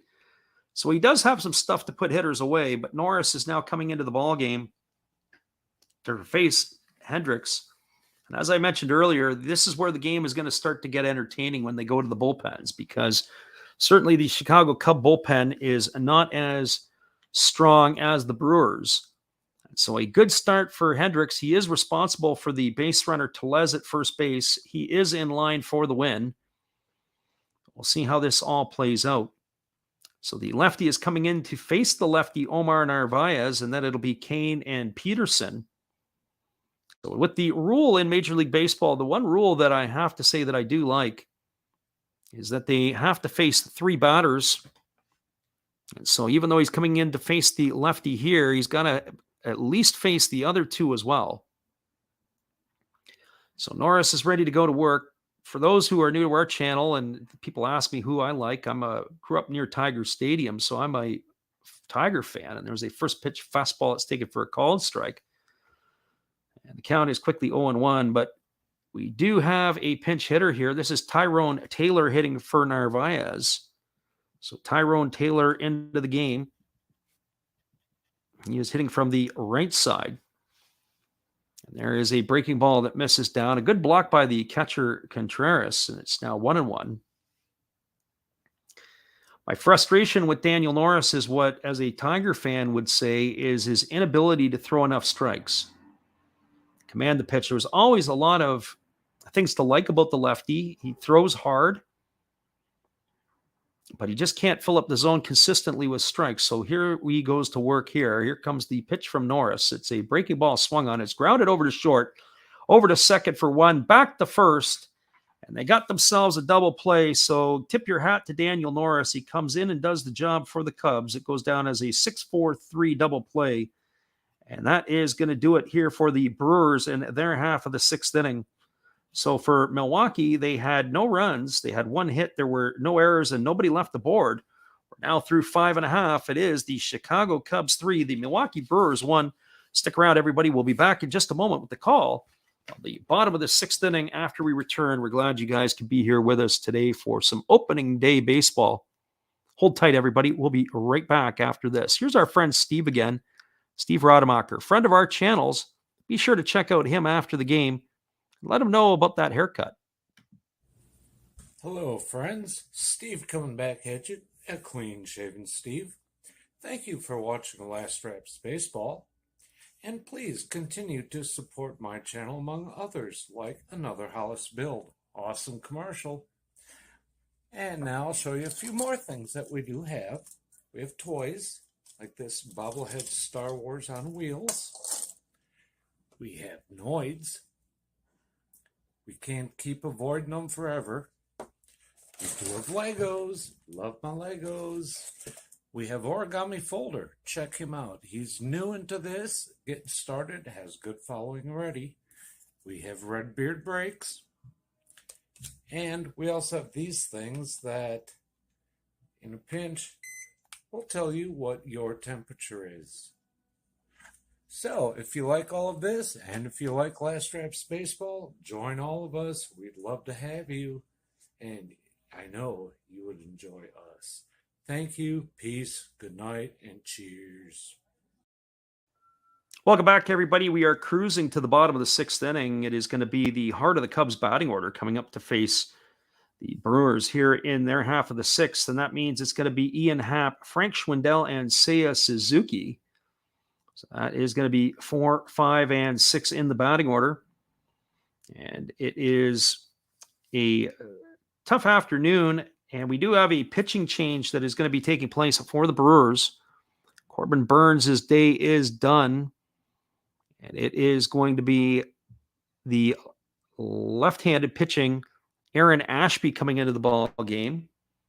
So Ashby is going to be taking over, and as we said, it is going to be officially now a battle of the bullpens. Or is that 2-run lead, 3-1 by the Cubs, going to be good enough to hold up? So Aaron Ashby coming in. There was some talk last year if Ashby was going to come up as a starter or a reliever, or how they were going to use him in Milwaukee. So he's going to get the start coming out of the pen. Last year, he was in 13 games. He had 4 starts. He was with 3 wins and 2 losses. He had a 4.55 ERA. He had 1 save in 31 2/3 innings of work. So Ashby ready to face Ian Happ here. They turn Happ around to hit from the right side for the first time today. There was a breaking ball delivered. It's fouled away over on the third base side, and the count is 0-1. Happ is the only switch hitter in the lineup for both of these teams today. And here's the pitch, and it is a breaking ball that misses down to Happ, and the count now is at 1-1 strike. The Brewers had brought Tyrone Taylor in to pinch hit for Narvaez, and that took 1 pitch to retire him. There's a fastball at 96 off the outside corner, and the count is now 2-1. Victor Caratini, who was just acquired from the San Diego Padres, is now in the ball game behind the plate. I kind of chuckled the other day with Caratini coming to the Brewers. Should that signal that Yu Darvish can't be far behind? There's a breaking ball swung on. This ball is grounded through the 6-hole into left field for a base hit, and Ian Happ is aboard with a leadoff single here in the bottom of the 6th inning. That is going to bring up the first baseman, Frank Schwindel. Major difference when we do the Japanese games to the games in MLB. Right about now, we'd be expecting the hitter to be sacrificed bunting the runner over to second base, and then they would try to chip away for the runs. I do not expect Frank Schwindel to be squaring to bunt here. A lot of the things in North America, certain strategies of the game have gone sideways. When you watch the NPB, the caliber of the player is not the same, but the quality of the baseball is a lot of fun. There's a fastball that misses off the outside corner, and the count is 1-0. It's not a criticism of the athletes that are playing. They're playing to the top level that they can. It's the number of them. Also, they have import rules in the Japanese league that prohibit the number of import players that can come. And there's a fastball that misses outside to Schwindel, and the count now goes to 2-0. So 2 balls and no strikes. Schwindel will be followed by the right fielder Seiya Suzuki. So here we go. Ashby gets the sign from his catcher Caratini. He's ready to come back to work. He holds set at the belt. He kicks and delivers. It's a breaking ball that misses in. The count now goes to 3-0. And this is certainly what the Brewers didn't want to do, bring in their reliever and get themselves in trouble here with the first couple of batters that they faced. So here's the 3-0 pitch. It's a fastball swung on. It's grounded slowly to short. It's fielded by the shortstop Adames over to second for 1, back to first. And that is a double play. That's going to be a 6-4-3 variety. As I mentioned, if this was in Japan, you wouldn't see that. They'd be bunting over and have a runner in scoring position. That is good fundamental baseball. This here is not. So the runners are now erased, and that is going to leave it up to the import player, Seiya Suzuki. Suzuki today is 1 for 1. He's also drawn a walk. He's also scored a run. He takes a first pitch breaking ball for a called strike, and the count is 0-1. As we said, the Hiroshima Toyo Carp, he was a very popular player for the Carp. They've invested a lot of money into his services. There's a fastball that misses off the outside corner, and the count goes to 1-1. We mentioned that the Carp originally drafted him as a pitcher, and they quickly converted him over to an outfielder. Usually it's the other way around. A positional player will more often than not be switched over to a pitcher than a pitcher to a positional player. There's a fastball swung on. It's going to reach the seats over. So 1 ball and 2 strikes. Suzuki digs in, and there's a breaking ball that misses up and away, and the count goes to 2-2. If you're Ashby here, you have to say that you've had some luck here in the inning. He's not been particularly sharp. So here's the 2-2 pitch. There's a breaking ball that misses upstairs. The count is now 3-2. The base hit by Happ and then erased in the double play by Schwindel, and now he's run the count full to Suzuki. So here comes the 3-2 pitch. Ashby rocks into the motion. He kicks and delivers. There's a breaking ball swung on and fouled away straight back. Suzuki was right on the pitch. That keeps the count at 3-2. Should Suzuki find a way on base, it'll be Jason Hayward who waits his turn on deck.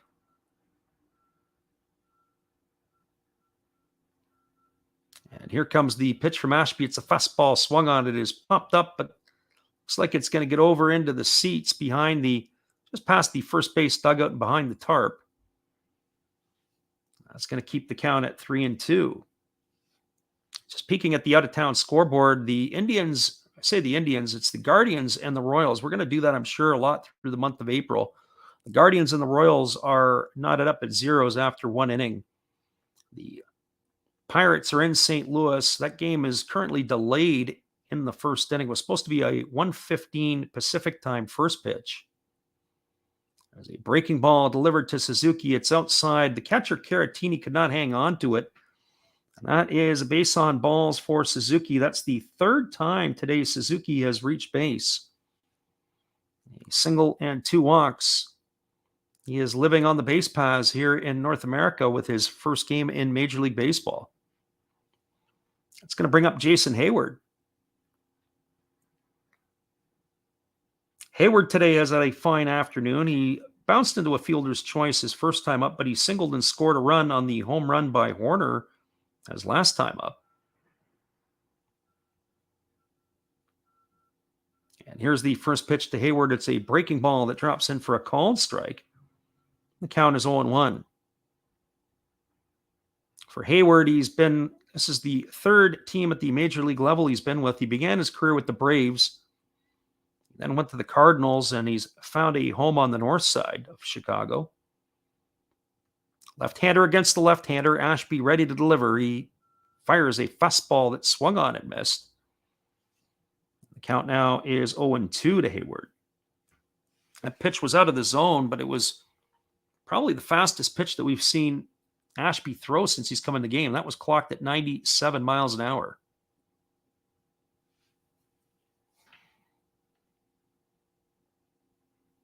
So here comes the 0-2 pitch. It's a breaking ball swung on. It has popped up in the infield. It's over on the right side. It's trouble, and the ball is going to fall. Rowdy Tellez looked like he was going to have underneath it, and the ball ends up landing in between him and Colton Wong. A great piece of base running by Seiya Suzuki on the pop-up. He gets all the way around to third, and Hayward is going to get himself a cheap base hit. There was no contact on the ball.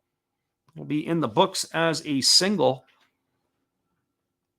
And Hayward definitely wasn't happy as he got down the line. And that ball, it looked like it was going to be a routine play for Tellez, and instead it just kept blowing over towards second base.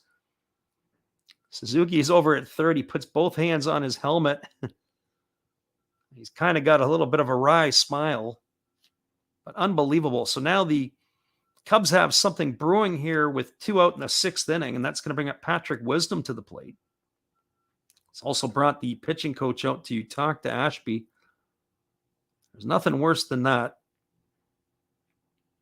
Suzuki has gone over to the dugout with the third base coach of the Cubs as they're got the interpreter talking to him, giving him some instructions.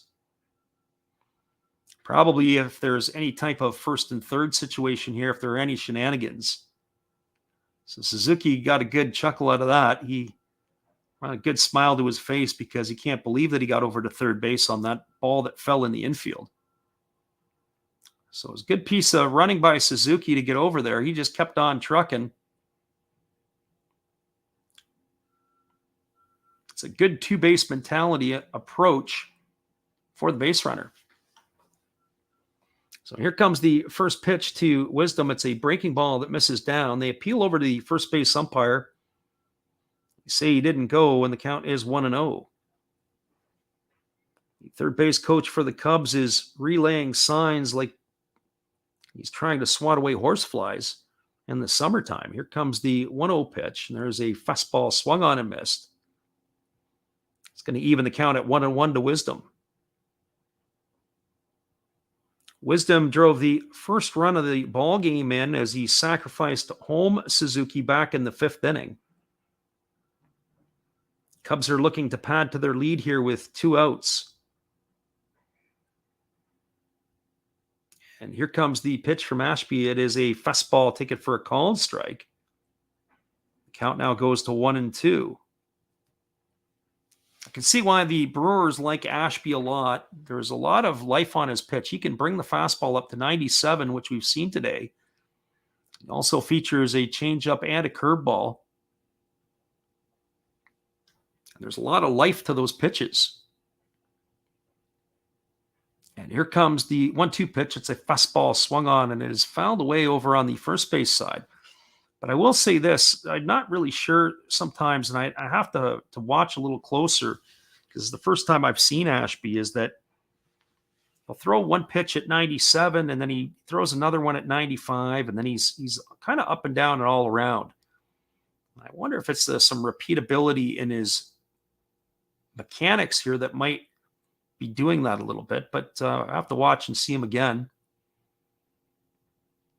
Give me something to compare him to. There's a fastball at 96 that misses off of the plate. The count is now 2-2. So 2 balls and 2 strikes. It's a 3-1 lead for the Cubs in the bottom of the 6th. They are threatening here. Here comes the 2-2 to Wisdom. And now time has been called, and backing out is the batter, Wisdom. This is going to be the 26th pitch of the inning for Ashby. It looked like he was going to get himself out of the jam here when he gave up a leadoff single. He got the double play on. Now it's going to be He's dug himself back a hole again here. Here comes the pitch. It is a breaking ball. It's swung on and missed. And Wisdom is retired for the third out of the inning. So Ashby does a bit of a Houdini act as he's able to make the Cubs disappear in their half of the sixth inning. There was no runs in the inning. There were 2 hits. There were no errors. And there were 2 runners left aboard. We're now through 6 innings. It's the Chicago Cubs 3, the Milwaukee Brewers 1. Stick around, everybody. We'll be back at the call at the top of the 7th inning. When we return after this, we're glad you guys could be listening in for some afternoon baseball North American side. Or if you're in the UK or France, as some of our other listeners are, it is definitely getting into the evening. And we're glad you are with us. Hang tight, everybody. We'll be back in just a couple moments after this.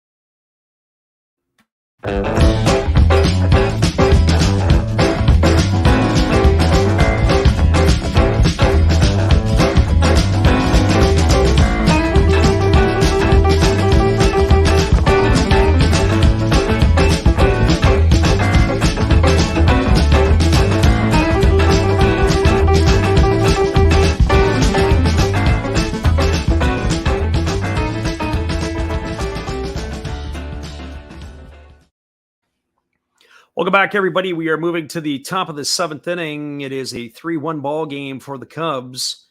Slated to come to bat is Lorenzo Cain, Jace Peterson, and Colton Wong. And they are due up here in the top of the 7th inning. For the Chicago Cubs today,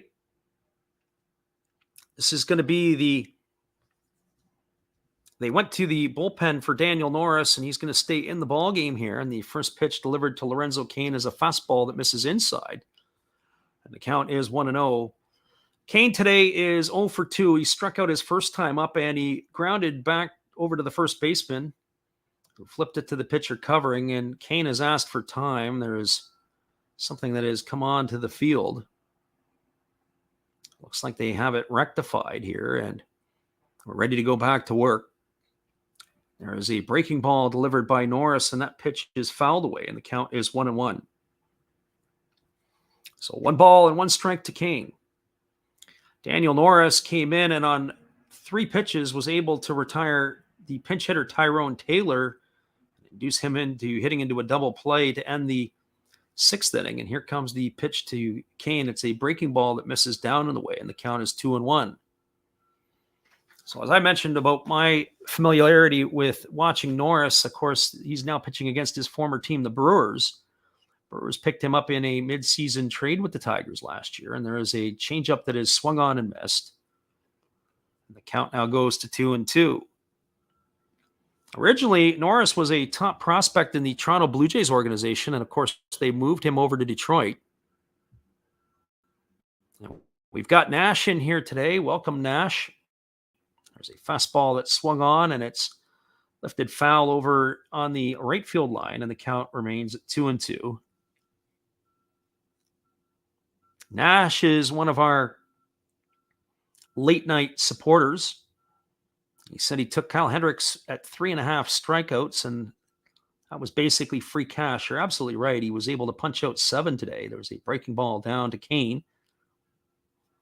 The count is now 3 balls and 2 strikes.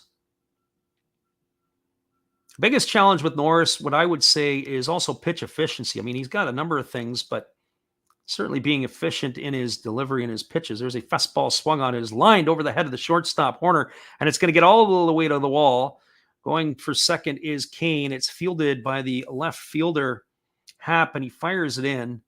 But Lorenzo Cain has got himself a leadoff double here to start the 7th inning. That is going to bring up the third baseman, Jace Peterson.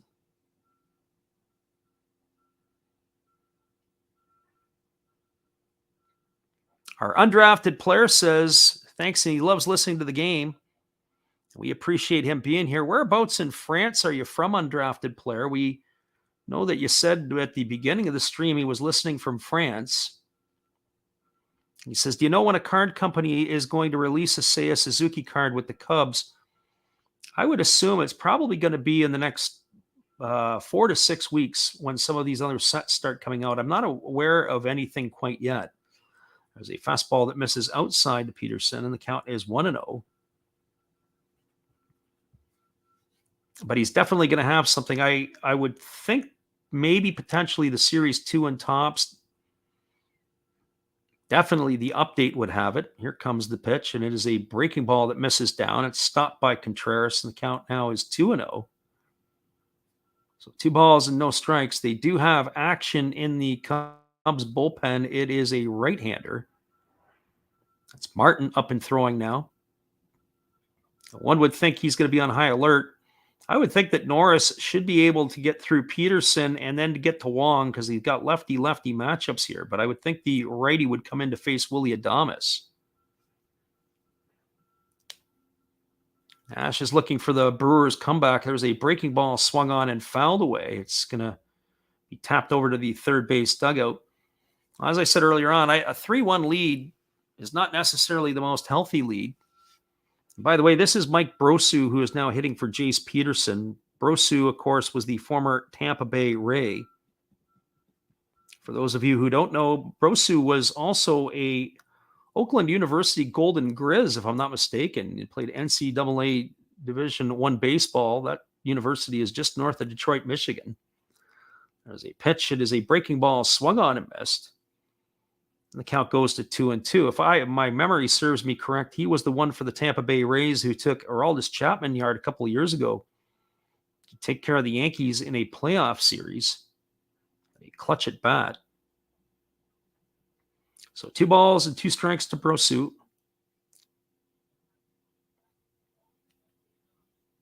Norris checks the runner at second.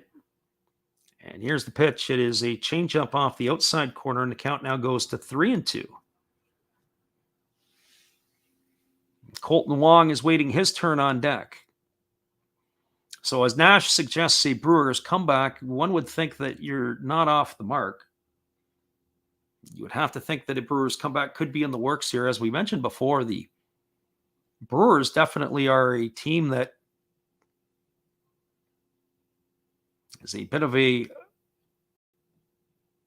challenge here. They normally get good starting pitching, and their bullpen is definitely locked down tight. The Cubs got a good start here today, but it's the bullpen that the Cubs fans are going to be chewing their nails over.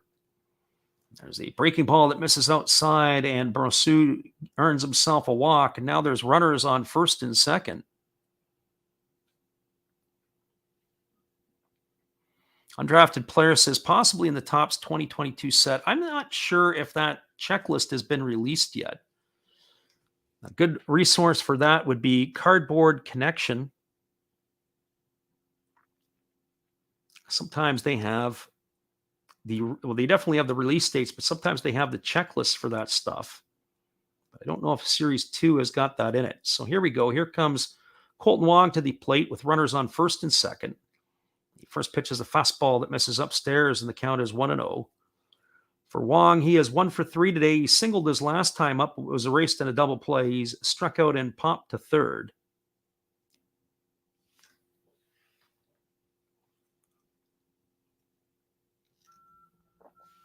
And here comes the pitch. It's a fastball swung on and missed. And count is 1-1. So 1 ball and 1 strike.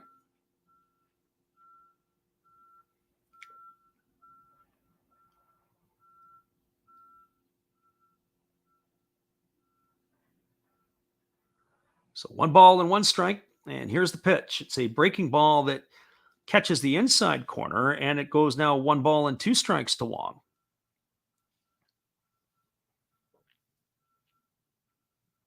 So one would like to think, as we said, when we watch the Japanese games, This is an automatic bunt situation to put runners into second and third, but not in North America. There's a breaking ball that swung on and fouled away behind home plate.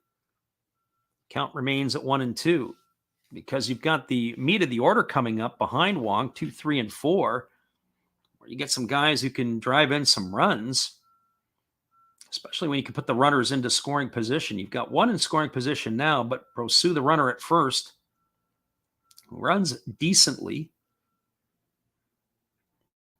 So here comes the 1-2 pitch to Wong. Norris checks the runner at second. There's a fastball swung on. It's grounded to first. It's fielded neatly by Schwindel. Over to second. Back to first. It's not in time. And that is going to allow the force at second. It's going to go down as a fielder's choice.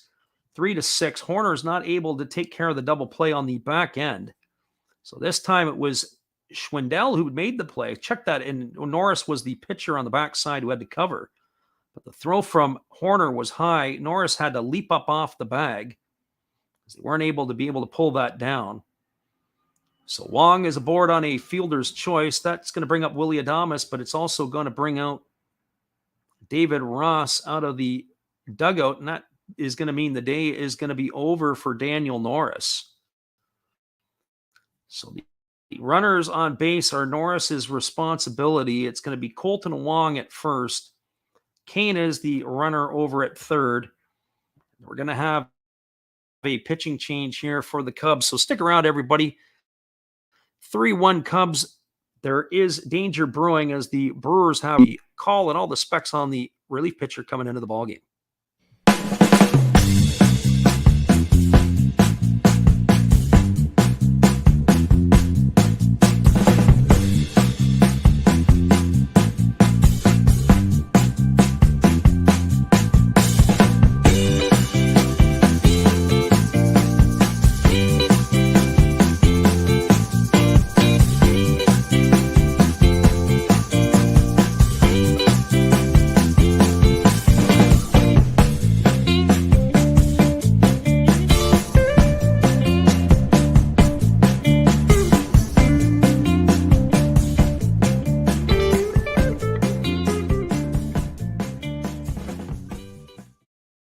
Welcome back, everybody. It is going to be a right-hander. This is Chris Martin entering the ball game. For those of you who remember, he was with the world champion Atlanta Braves last year. Last season, his stats, he was 2 wins and 4 losses. He had a 3.95 ERA. He appeared in 46 games. He picked up 1 save. He worked 43 1/3 innings, striking out 33. So he is coming into the ballgame to take over for Daniel Norris. Norris is responsible for both the runners on first and third. In his career, he has also spent time with the Texas Rangers, the New York Yankees, the Colorado Rockies. And so he is going to be taking over here. He is a tall, lanky fella. He stands at 6'8", 225 pounds. He's 35 years old. So he's getting the opportunity to come in here. He's got to be able to do some work to keep the Brewers at bay. They need 8 more outs to the Cubs, and they would get themselves a victory. But this is where the 8 outs become more challenging than most. So Martin into the ball game, and he's ready to get going. He's going to be facing, or he's slated to face, the shortstop, Willy Adames. Adames today is 0 for 3. He struck out twice, and he's grounded into a double play. So here we are back to the live action. Martin holds at the chest. He kicks and he delivers. It is a breaking ball at 89 miles an hour that catches the outside corner for a called strike. And the count is 0-1. So no balls and 1 strike.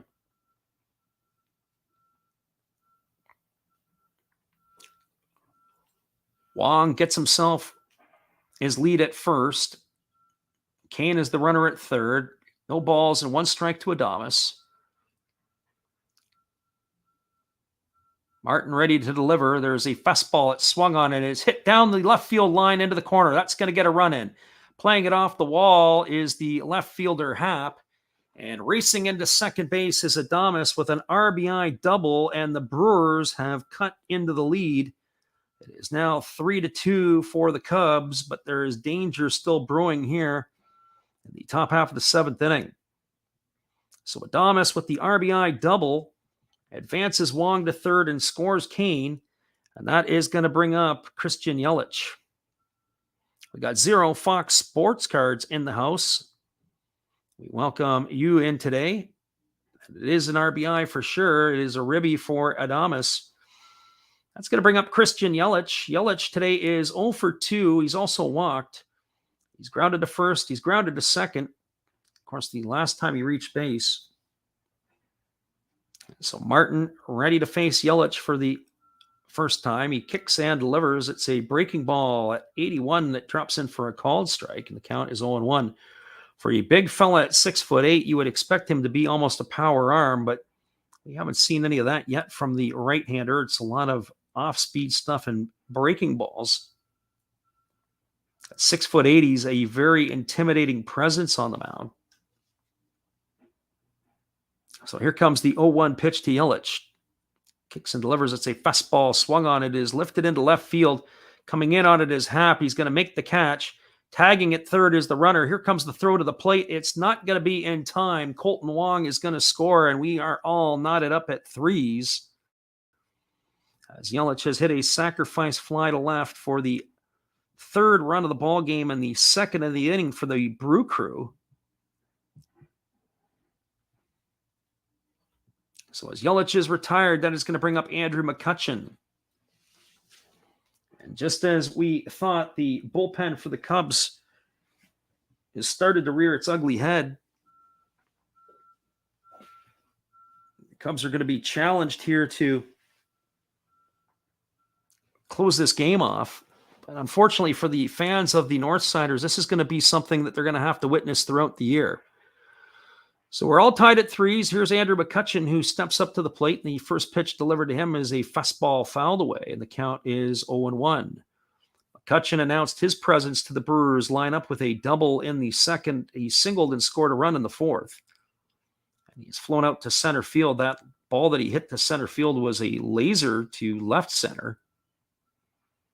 So he is 2 for 3 today. It's always good when you get to a new team to announce your presence with a good start, and that's exactly what McCutchen has done here on opening day. So here comes the 0-1 pitch. Martin kicks and delivers. It's a breaking ball that just misses down, and the count is now 1 ball and 1 strike. I say a breaking ball because it's almost a bit of a, it's not really a cutter. It's not really a curveball or a slider. It just kind of has a little bit of movement to it, but it really doesn't do one of the other. I think of a slider that's going to go from right to left with some downward movement. A cutter more sort of hangs but goes right to left. That one kind of didn't do anything except just kind of wasn't sure if it was one or the other. There's a fastball that misses down, and then the count is now 2-1. So 2 balls and 1 strike.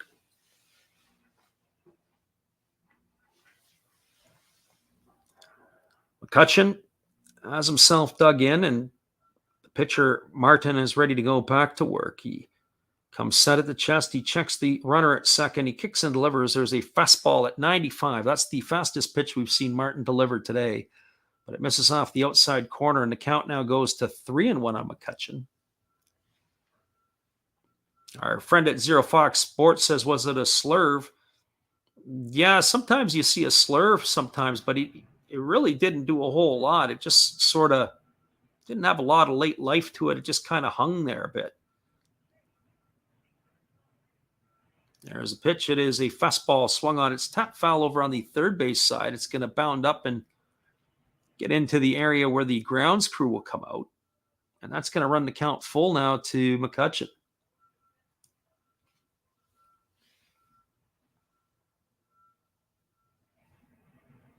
So one would think at this point of the game that the Brew Crew is probably looking to add on to their tally here. And then that changes things over. Then they get into their bullpen, and their bullpen becomes very tough. So here's the 3-2 pitch. It's a fastball swung on. It's rolled over to third. Wisdom fields it on the run. He throws to first, and that's going to retire McCutcheon on a ground out, 5-3. But the damage has been done here in the seventh inning for the Brewers. They scored 2 runs in the inning. There were 2 hits. There were no errors, and there was 1 runner left aboard. We're through 6.5. It is the Milwaukee Brewers 3, the Chicago Cubs 3. Stick around, everybody. We'll be back in just a couple minutes. We're glad y'all could be with us here this afternoon on opening day, Wrigley Field style. Hang tight, everybody. We'll be right back.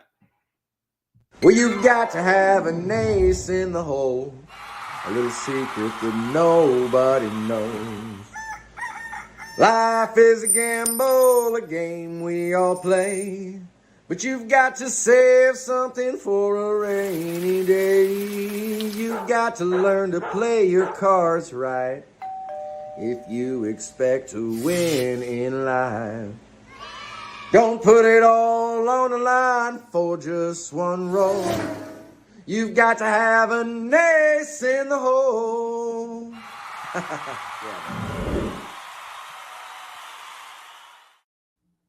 Welcome back, everybody. We are cruising to the bottom half of the 7th inning. Slated to come to bat for the Cubs is Nico Hoerner, Rafael Ortega, and Nick Madrigal. The Cubs had a 3-1 lead entering the top of the 7th, and that has now been erased by the Brewers. The Brewers have used 2 pitchers, and we are anticipating once we get the notice that they are going to be going to the bullpen, we should have a pitching change coming up for the Brew Crew as the left-hander Aaron Ashby came in and had his 1 inning of work. It was not an easy inning. It was a struggle for Ashby. We're going to check to see if they are going to stay with him or not.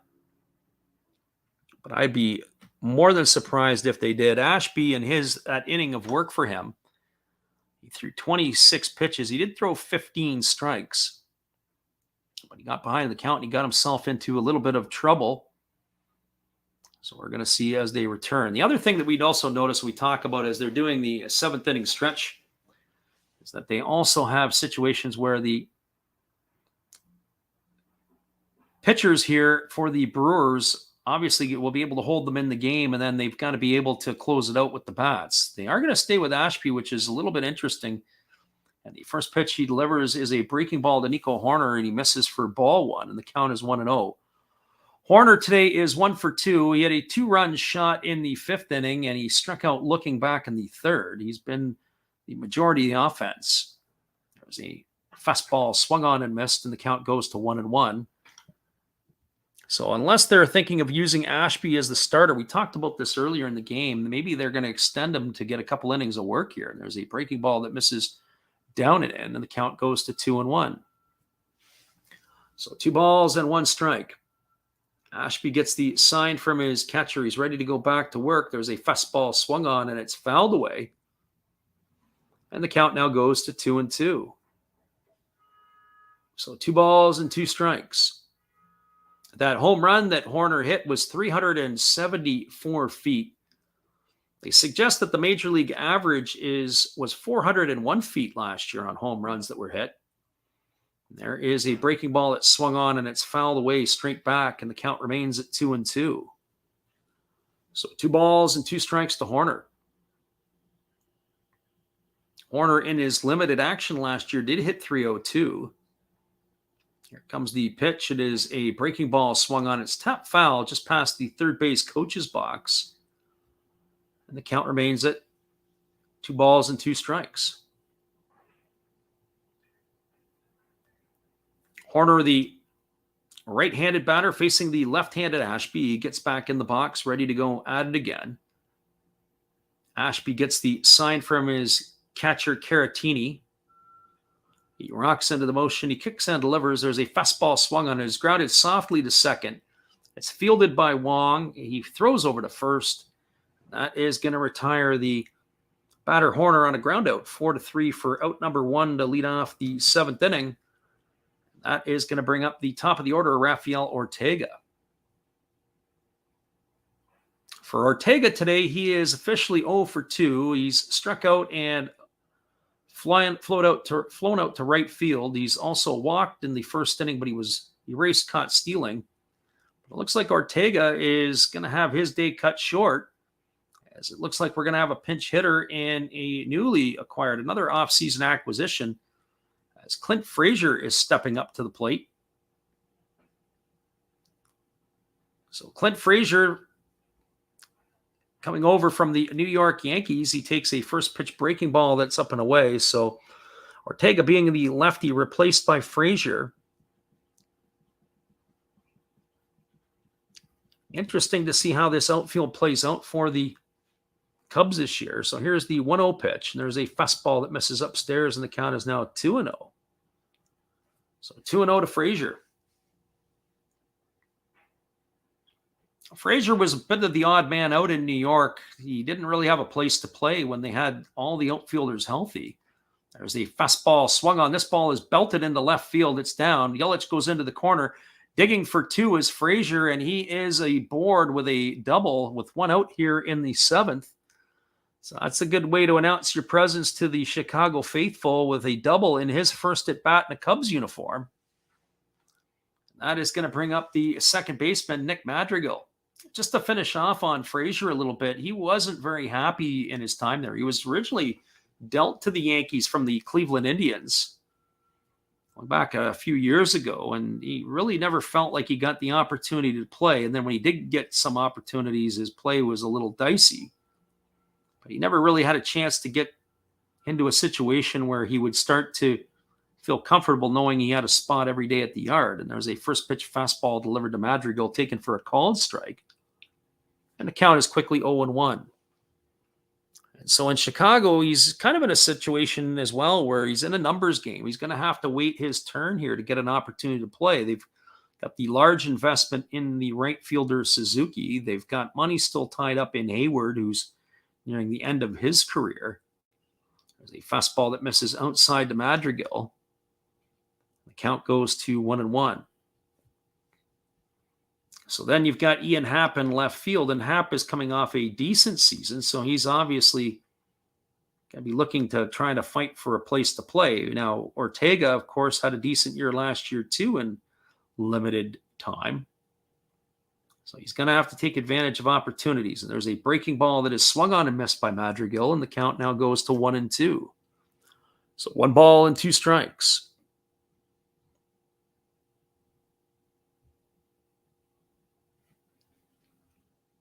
So Madrigal, who today is 0 for 2, he's got the walk his last time up. He's looking to put the ball in play and at the very least move the runner along. Here comes the 1-2 pitch. There's a fastball swung on and fouled away. The count remains at 1-2. So 1 ball and 2 strikes to Nick Madrigal.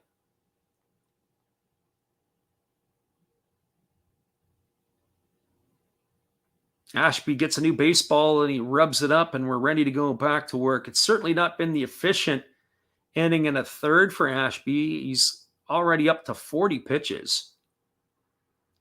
As we said, they may want to try to lengthen him out a little bit. I'd be shocked to see if he comes back out for another inning. There's a fastball swung on. It's grounded up the middle.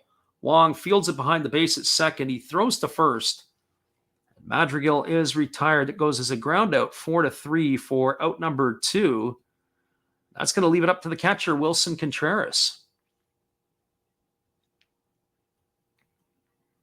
For Contreras today, he is 0 for 3. He's flown to center. He's struck out, and he's popped to the second baseman. But Craig Counsell is making his way to the mound, and that looks like that is going to do it for Ashby as he's taken the ball from him. So we are going to have a pitching change in Chicago. Ashby's day is done. He is responsible for that base runner at second base. So while we get the pitching change, we're going to just take a little time out here, and we'll be back in just a moment. It is 3-3. We'll change our banner here in the bottom half of the 7th inning. Stick around, everybody. We're glad you're with us today.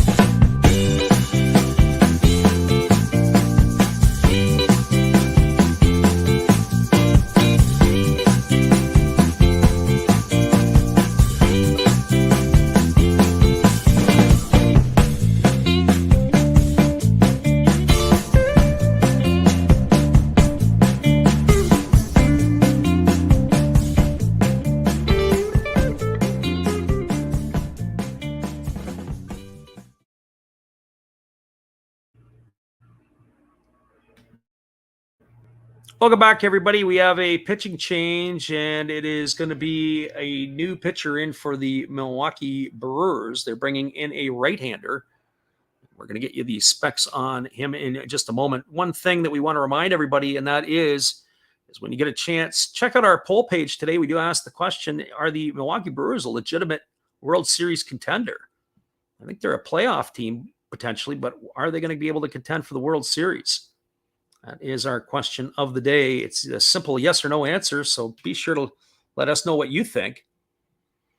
It's going to be Jake Cousins, the 27-year-old right-hander, is entering the game. He was 1-0 with a 2.70 ERA last year in 30 games. He had pitched in 30 innings, but he had struck out 44 batters. So he is entering the game here today. He had made his big league debut last year with the Brew Crew. He is ready to take over. Originally, he was a 20th round draft choice of the Washington Nationals back in 2017. He is another one of the Ivy League pitchers on the staff here. Brent Suter was a Harvard grad. Jake Cousins is a Penn grad. So I'm not sure about certain things, but I'm sure they are one of the smartest bullpens in the league. There's a breaking ball that misses outside. Count is 1-0. Any of the Ivy League guys are usually pretty much their bright lights in many different ways, on and off the field. Contreras today is 0 for 3. He's struck out. He's flown to center and popped to second. There's another breaking ball delivered. It's off the plate. The count goes to 2-0. They do have an empty base as Ian Happ waits on deck that could ultimately set up the force. One would think you want to pitch to the batter here. The runner at third is Frazier, as he did advance on Madrigal's ground out. There's the 2-0 pitch. There's a breaking ball that catches the outside corner, and the count is 2-1. All Cousins has done is come in and thrown breaking ball after breaking ball so far. That probably underscores why last year he was averaging 1.5 strikeouts per inning.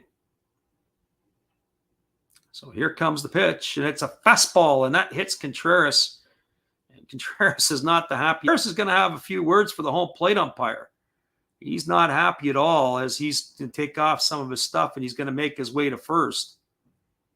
So 2 ball, 1 strike. It was the first fastball that Cousins threw, and he drilled him right in the back. Now Victor Caratini is up in front talking to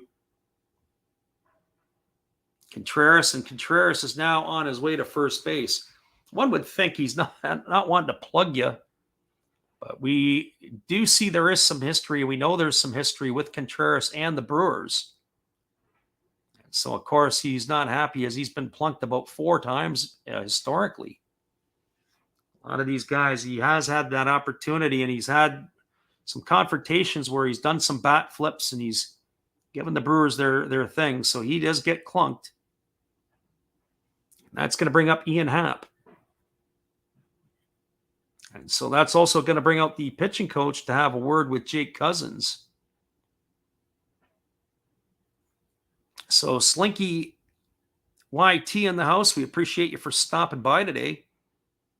He says, what's your World Series prediction? He's got the Jays and the Dodgers. Well, that would be the sexy pick. I think the Dodgers initially here, or at least in my eyes, I think the Dodgers are coming out of the National League. American League side, I'm not convinced it's going to be the Blue Jays unless they pick up another. I think they're going to have to pick up another legit arm before the deadline. First pitch breaking ball to Ian Happ that misses inside, and the count is 1-0.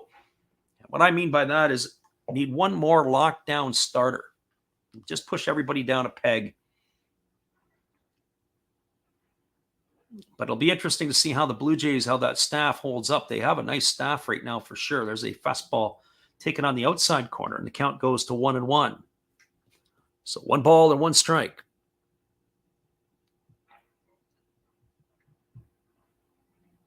One thing I was thinking about is, can there be 3 teams come out of a division for the wild card? I thought about that the other day. They're playing each other so many times. Is it going to be able to even happen or work? There's a breaking ball that misses inside. And the count is now 2-1. So of the 7th pitches thrown by Cousins, only 2 have been for strikes. Contreras gets his lead at first. There's a breaking ball that misses off the outside corner. And the count now goes to 2-2. So 2 balls and 2 strikes.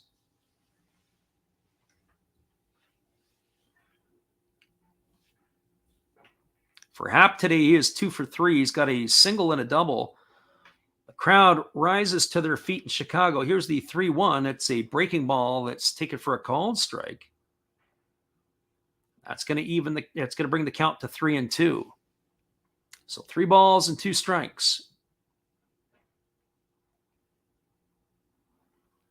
The runner at first, Contreras, will be in motion as the pitcher delivers to the plate. He gets the sign from his catcher, Caratini. The crowd is up cheering on their hitter. There goes the runner. Here's the pitch. It's a fastball swung on. This ball is belted into deep right center field, and this ball is going to be off the wall. It's played by Kane. He fires it in. 1 run is in. Rounding third and scoring is Contreras, and the Cubs have retaken the lead here in the bottom of the 7th inning on a 2-run RBI double by Ian Happ. And the Cubs are now back on top. The ball looked like it had a chance to get out the way the outfielders were playing. And then it ended up just hitting off the top of the wall. Ended up bouncing back into the field of play. We watch again on the replay. That ball got spanked. And I think at this time of the year, you can see that there is not usually you see the ivy on the wall. But the ivy has not grown out yet, and it's pretty much almost like the roots of the trees or the branches or whatever you want to call it on the vine. I guess ivy would be more like a vine. So here's Frank Schwindel to the plate, and he takes a first pitch fastball upstairs for ball 1. Schwindel today is 0 for 3. He's flown to center, he's grounded to short, and last time grounded into a double play. So the Wrigley faithful are excited to have the Cubs back on top. There's a breaking ball that misses down and away. Count is 1-1. The Brewers have a lefty, Milner, warming up in the bullpen. So 1 ball, check that. It's 2 balls and no strikes to Schwindel. We thought that evened up at 1-1. Well, at least that's how I had it in my books. There's a breaking ball taken for a called strike, and now it's 2 balls and 1 strike. So 2 balls and 1 strike. Our undrafted player says that 3 hits for Ian Happ tonight. Absolutely.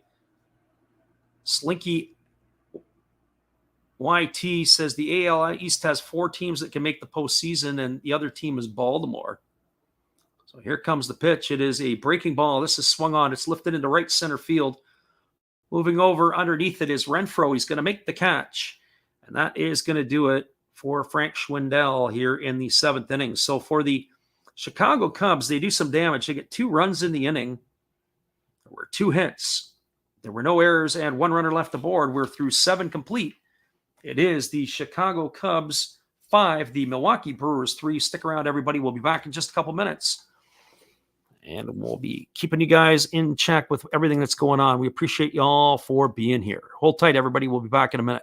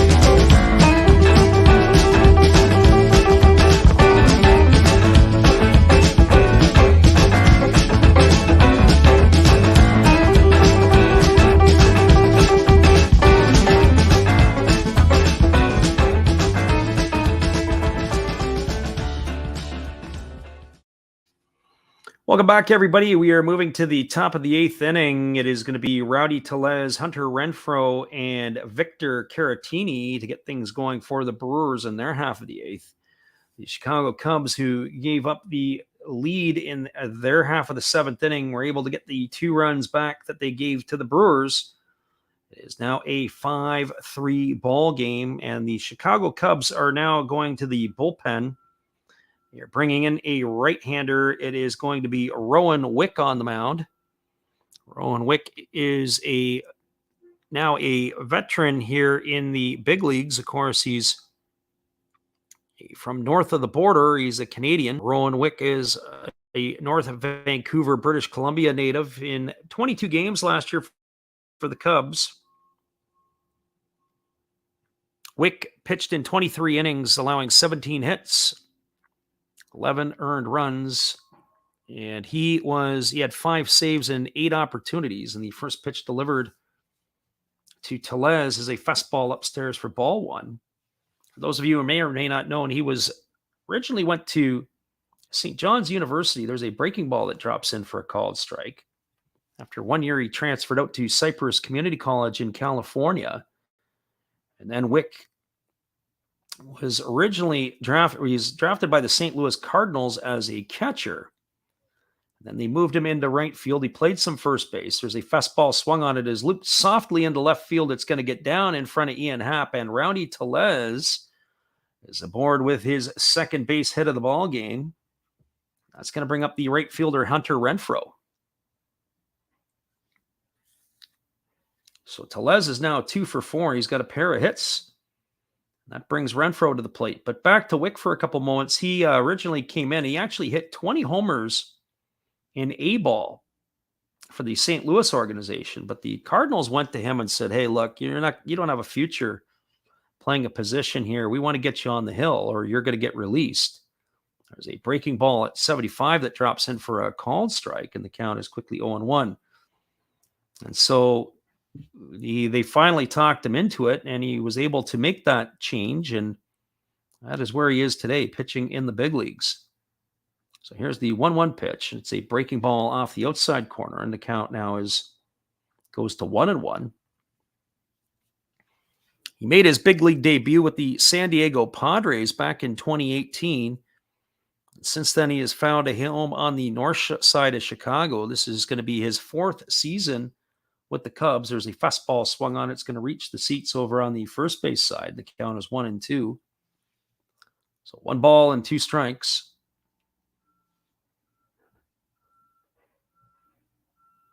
So Slinky YT says, were the Giants a fluke team last year? It's a good question. We're about to find out this year. I think that positionally, they're pretty good. There's a fastball that's fouled away.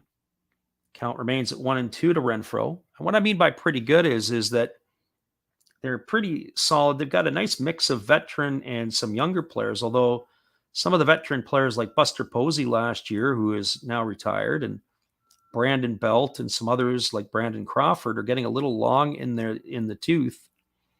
There's a fastball from Wick swung on, and that's fouled away over on the first base side, and the count remains at 1-2. So one would have to think that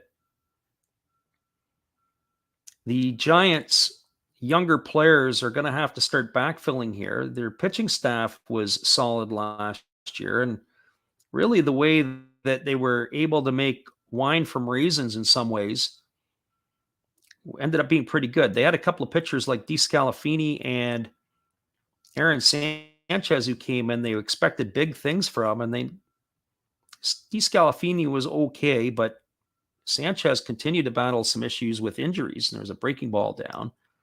The count is now 2-2. So 2 balls and 2 strikes.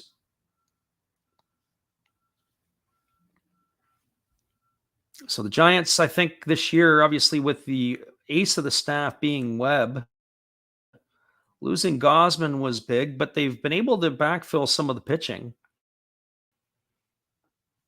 So I think they'll compete. I just don't know if they're going to win the division. There's a fastball swung on, and that is lifted into right center field.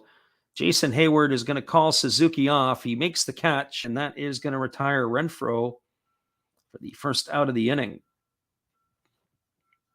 And that is going to bring up the catcher, Victor Caratini. So Caratini is now entering the ball game. He is a recent acquisition of the Brewers. He was acquired from the San Diego Padres. The Brewers lost their backup catcher, Pedro Severino, or their potential backup catcher, as Narvaez was their guy. Severino is out for about 80 games on a PED suspension. So here comes the first pitch from Wick. It's a breaking ball that just misses low, and the count is 1-0 to Caratini. This is Caratini's first at bat of the ball game. Omar Narvaez got the start. He was officially 0 for 0. He was hit by a pitch and he walked. And there's a breaking ball that drops in for a called strike, and the count is 1-1. And Tyrone Taylor came in to pinch hit, and he ended up grounding into a double play. So this is why it's Caratini's first at bat. So here comes the 1-1 pitch. There's a breaking ball swung on. This is looped into left center field. This ball is going to get down, and it's trouble. It's up off a wall. Happ runs it down. He's firing it in. Tellez rounding third. They throw on the brakes, and he is going to be held. If it was probably anybody else other than Rowdy Tellez running, that is probably a run. And that is going to hold Caratini at second base. They definitely do not have rabbits on the base paths. So welcome to Milwaukee, Victor Caratini. He just hit himself a double. And that is going to bring up the center fielder, Lorenzo Cain. So all the Cubs need is 5 outs, and it's going to be proving rather difficult. It was a really late break by the third base coach. I mean, come on, it's Rowdy Tellez running. They almost could have had a chance. If he took a couple more steps, they could have backdoored him.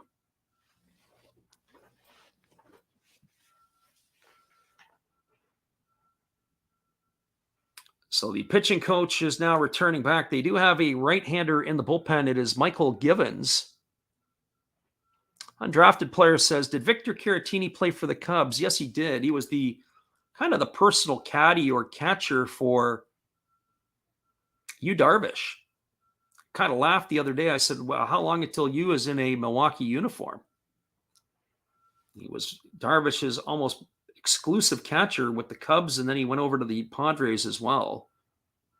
So here's Locaine at the plate, and there's a fastball swung on. It's fouled away. It's lifted over on the first base side, and the count is 0-1 to Lorenzo Cain.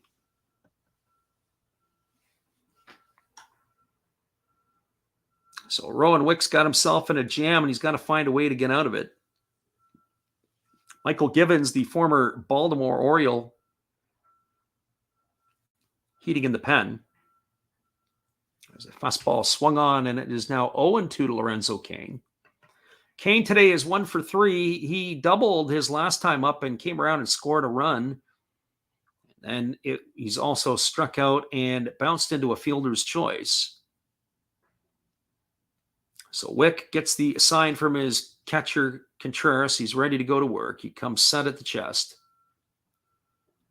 He kicks and he delivers. It's a fastball that misses up and away, and the count is 1-2.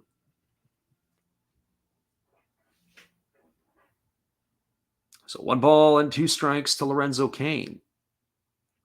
Wick has pretty much featured a fastball and a breaking ball here today. I don't really remember seeing the breaking ball that Wick has had here today. There's a pitch. It's a fastball swung on, and it's lifted foul over on the first base side. And the count remains at 1-2. Sometimes pitchers, they go away in the off season and they got to do a little bit of work on things. And certainly that might be something that that Wick is refining in his arsenal. Also say that looking at him throw it, he's appeared to have cleaned up his arm action a little bit. And there is a fastball that misses down in the dirt, and the count now is 2-2. Saw him a couple years ago. He seems like he's a little bit shorter on his backside right now, a little bit cleaner. It seemed like the take back wasn't straight back. It was like he would pull it off his backside of his body and really show the ball a little bit better to the hitters. So it looks like he's cleaning up some of his mechanics here. So here comes the 2-2 pitch. There's a breaking ball swung on. This ball is lifted into left field. To the edge of the warning track is Happ. He's going to make the catch. Tagging at third is Tellez, and he is going to score. The runner at second, Caratini, is going to hold. And so that's going to go down as a sacrifice fly to 7 for Kane. Picks himself up an RBI, and that is going to cut the score to 5-4. That is going to bring up the third baseman, Mike Brosu. And it's also going to bring the manager out of the Cubs dugout as he has seen enough. Wick is on the mound, and David Ross is on his way out to take the ball from him. So Wick is going to hand the ball over to his manager, and he's going to make his way to the dugout, and we are going to have a pitching change. It is going to be Michael Givens coming into the ball game, and we'll return after this in just a moment and get you all the specs on him. Stick around, everybody. We appreciate you all being here. Hang tight. Here's one of our Japanese Hall of Fame baseball memories. We run these during our Japanese games. Check it out.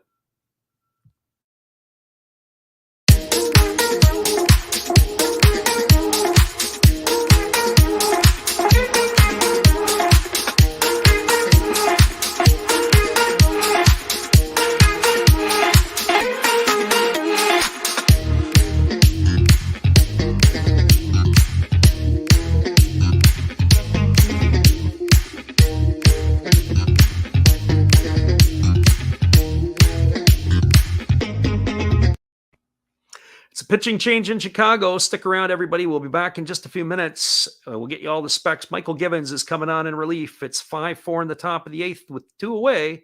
Hold tight.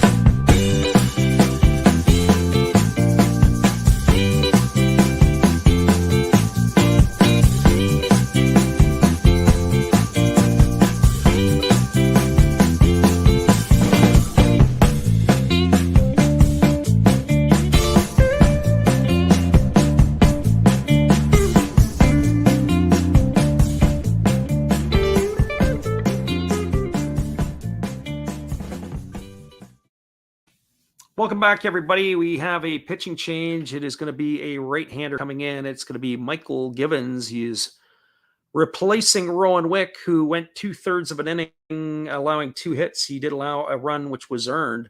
But Givens is in to take over. Givens, he had a long career with the Baltimore Orioles, and he was eventually moved to the Rockies. Last year, he was moved to the Reds, but he has signed a free agent deal. In 54 games last year, he pitched in 51 innings. He was at a 4-3 record. He posted 8 saves, and he had a 3.35 ERA. He had 54 strikeouts in those 51 innings. What's unique about Givens, when he was originally drafted by the Baltimore Orioles, he was actually drafted as a shortstop. He began his minor league career as an infielder. Of course, they decided, hey, we got to get you on the mound, and he's another one of those guys. So here he is, ready to go to work. And the first pitch to Brosu is a breaking ball that misses down and away. And the count is 1-0. For Brosu, he walked his last time up. He was erased on a fielder's choice. He came into the game to replace Jace Peterson.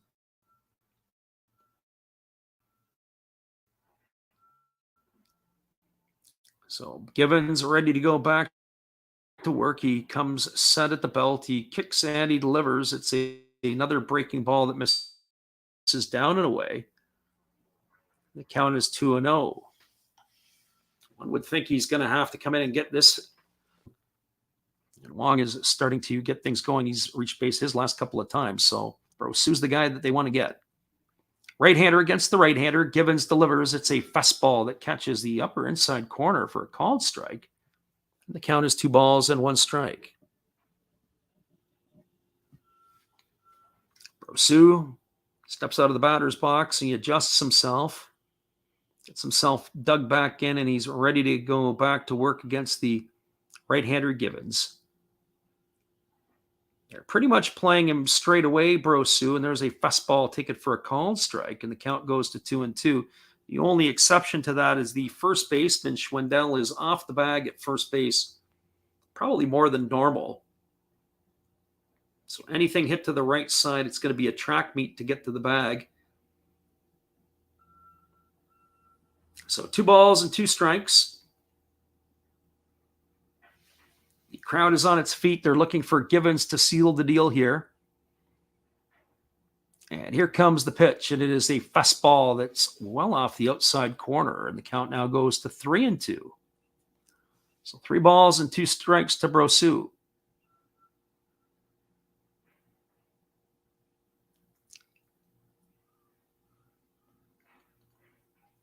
So Givens rubs up the ball. The fans have got their cameras out looking to see if this is going to be the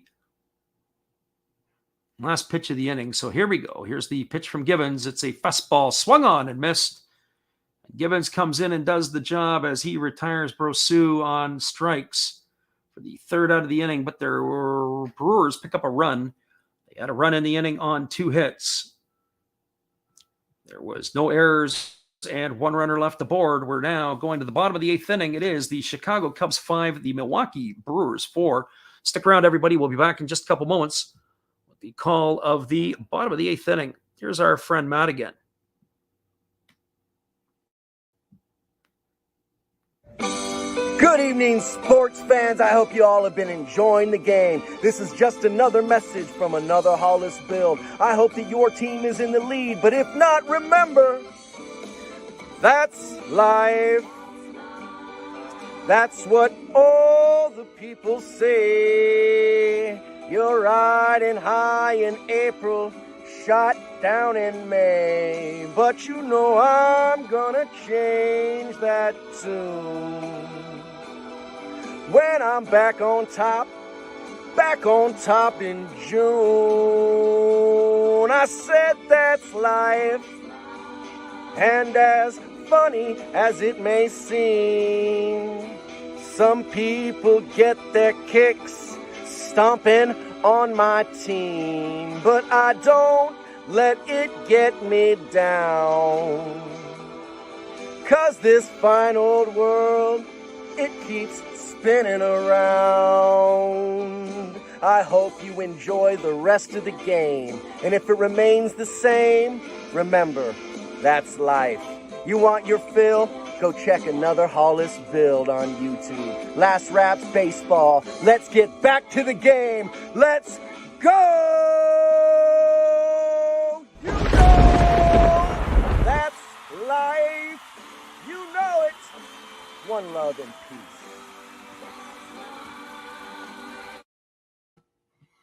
Welcome back, everybody. We are ready to come back to you for the bottom of the 8th inning. We got Candace, that gender fluid makeup girl, in the house. Thank you for the stream, and thank you for stopping in. It is much appreciated that you're here. We have the 6, 7, and 8 hitters coming up for the Cubs. It's going to be Seiya Suzuki, Jason Hayward, and Patrick Wisdom. They're going to be coming up to face, and it is just getting a check on to see if Jake Cousins is still hanging in here with us.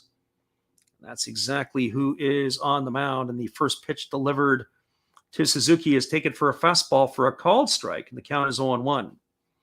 Suzuki today is 1 for 1. He's also got 2 walks. He's been on base every single time he's come to the plate. Here comes the pitch from the right-hander Cousins, and he takes that as a fastball at the knees for a called strike, and the count is now 0-2. So no balls and 2 strikes.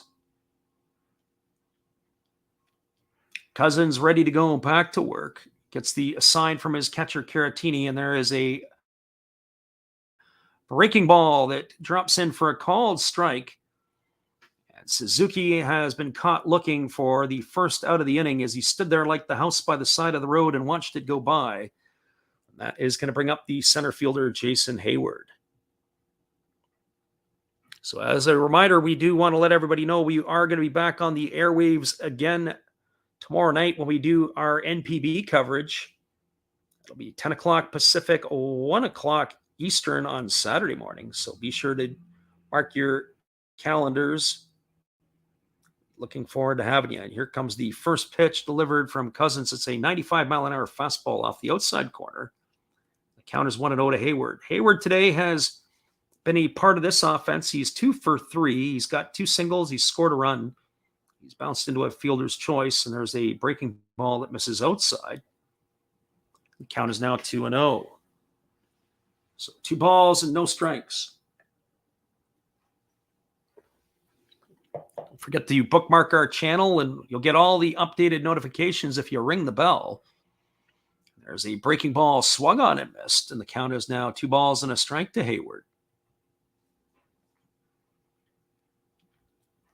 So Hayward gets himself dug back in. He's ready to go and face the right-hander Cousins. Cousins comes set even though there's nobody on. He's throwing from the stretch. And there's a fastball swung on. It's grounded to the shortstop, Adames. He ranges to his left. He fields it. He throws across the diamond. That is going to retire Hayward on a ground out. 6-3 for out number 2. That is going to leave it all up to Patrick Wisdom.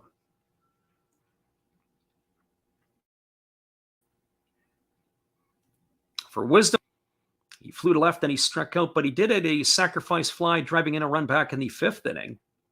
He helped open the scoring as he knocked in Suzuki to get the runs going for the Cubs. The first pitch to Wisdom is a breaking ball taken for a called strike. And the count is quickly 0-1. As we said, Wisdom is getting the nod here.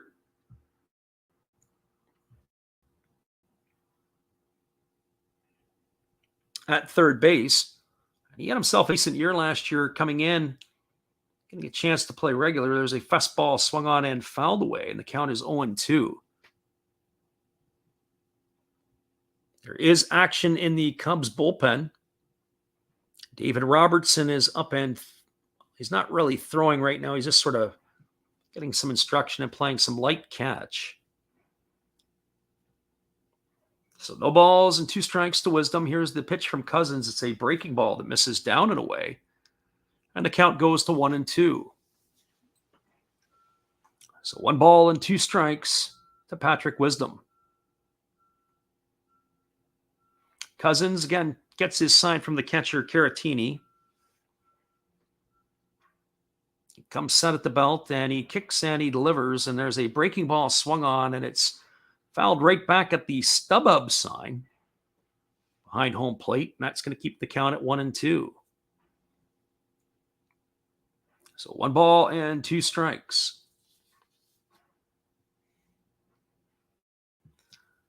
Cousins is the 3rd pitcher used today by the Brewers. The Cubs are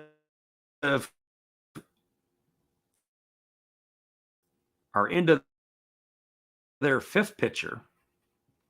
There's a fastball delivered from Cousins, and it moves Wisdom off of the plate, and the count now is 2 balls and 2 strikes.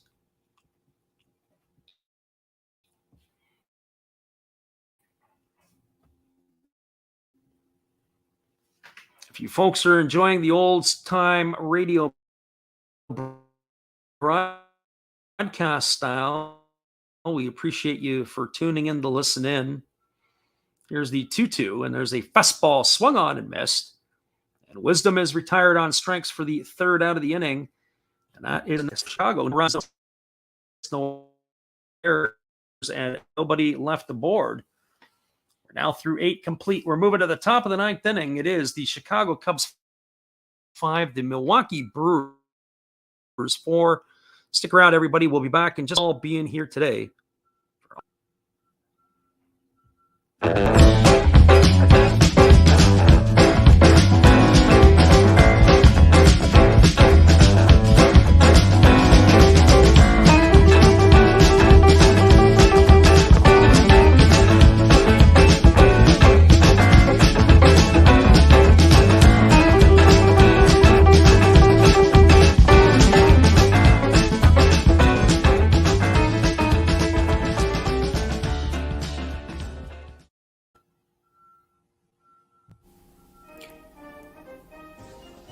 Would you like to support Last Wraps Baseball? We would appreciate it if you did. Be sure to check out our eBay page where we have baseball merchandise. We also have stuff from the Japanese League for those who listen from Japan, but we also do other sports like football and basketball as well. Don't forget, visit Last Wraps Baseball's eBay store to help support the channel. We'll be glad you did.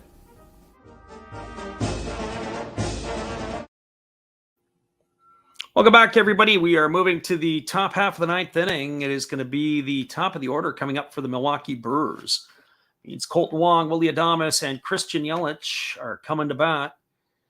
It looks like the Cubs have gone to the bullpen again, and it looks like it is David Robertson. We'll get confirmation of that in just a moment. And so in this ball game here today, it's been a little bit of a seesaw affair. The starter obviously did not get through the sixth inning. Corbin Burns allowed 3 runs in the fifth inning. The big blow was Nico Hoerner's 2-run shot. As the Cubs were down 1-0 at the time, as they had manufactured a run in the fourth inning. Then the Brewers ended up tying at the top of the seventh. The Cubs got 2 back in the bottom of the seventh, go up 5-4, and then the Brewers got 1 back in the eighth, and that's where we stand at 5-4. There's a first pitch fastball delivered to Wong. It's taken for a called strike. The count is 0-1. So David Robertson on the mound in relief here to close this one out. And there is a breaking ball. It's taken for a called strike. The count is now 0-2 to Wong. So no balls and 2 strikes to Colton Wong.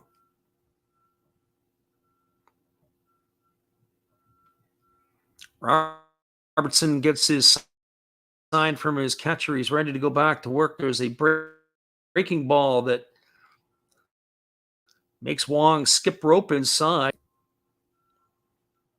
So 1 ball and 2 strikes. David Robertson has been around Major League Baseball for a while. He had some injury woes. He started his major league career with the New York Yankees way back in 2008.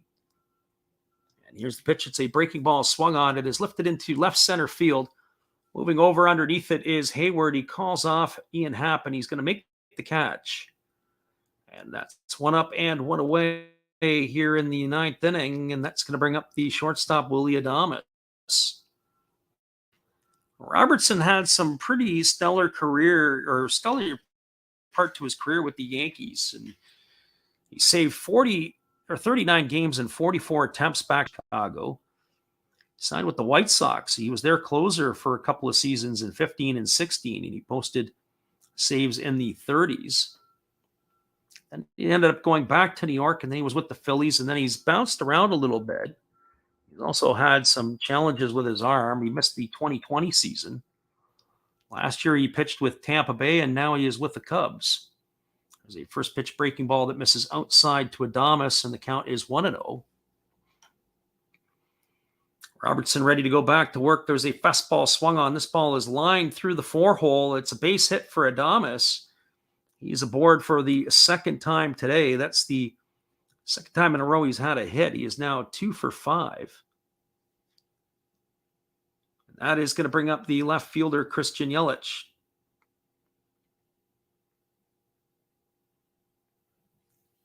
Yelich today is officially 0 for 2. He's grounded out to first. He's grounded to second. He's also walked and hit a sac fly. He's got an RBI to his name. So he is coming into the ball game. Or he's coming to bat now in the ball game. Yelich is looking to get himself back on track. He was an all-star and a MVP a couple of years ago, and he's kind of lost his way a little bit here. So the runner at first with 1 away is Adames. Yelich is at the plate. Here comes the pitch from Robertson. It's a fastball at 92 miles an hour at the knees for a called strike, and the count is 0-1. One would think at this point it's going to be a steady diet of slop coming up to the plate now for Yelich. It might have been the best pitch he's going to see of this at bat. Adames establishes his lead. There's a fastball that just misses down and in, and the count is now 1-1. Robertson's fastball has been sitting around 92 miles an hour. That last one touched 93.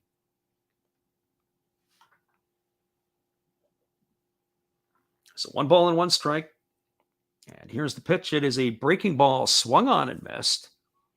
Count now goes to 1-2. That brings the Wrigley faithful to their feet. So they're looking for the second out of the inning here.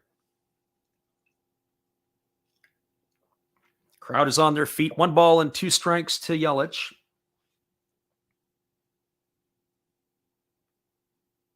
And they're hanging in there on a blustery day in Chicago. There's a breaking ball swung on. It's grounded foul over to the Milwaukee dugout on the first base side. That's going to keep the count at 1 ball and 2 strikes. Andrew McCutchen is waiting his turn on deck to see if he's going to get an opportunity to get the bat with runners to take the lead and tie the game. So here we go. Here comes the 1-2 pitch to Yelich.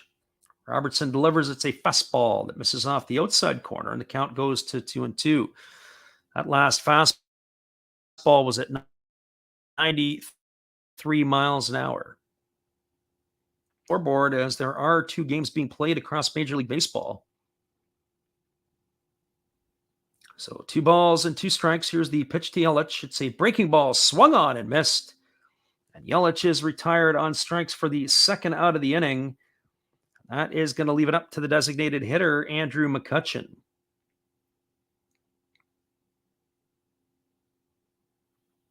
That fastball that Robertson throws is a rather 12-6 variety. As he's been able to spin that ball out of his hands, he's able to get that pitch.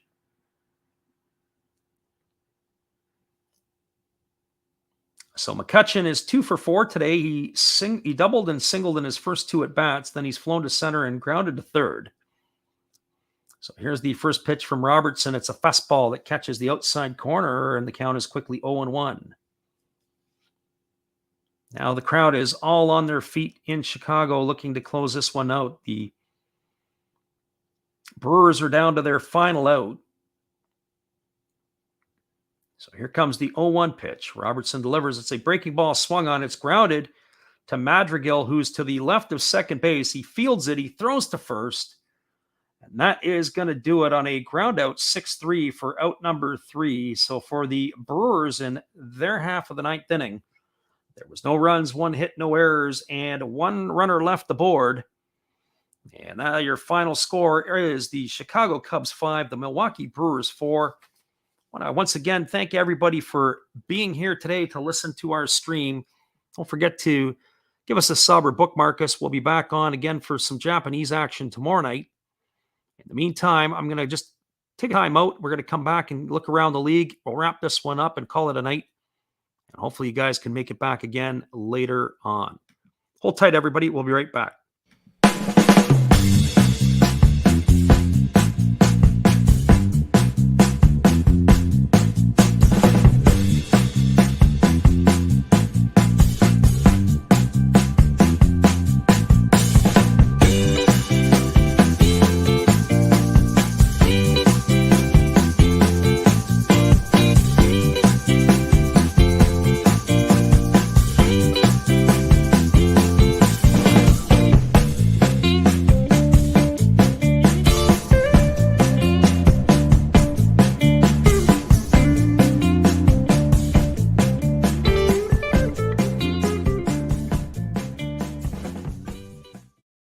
Welcome back, everybody. We're going to take a quick peek at the out-of-town scoreboard, wrap this one up, and call it a day. First of all, the first out-of-town score, it's the Pittsburgh Pirates and the St. Louis Cardinals.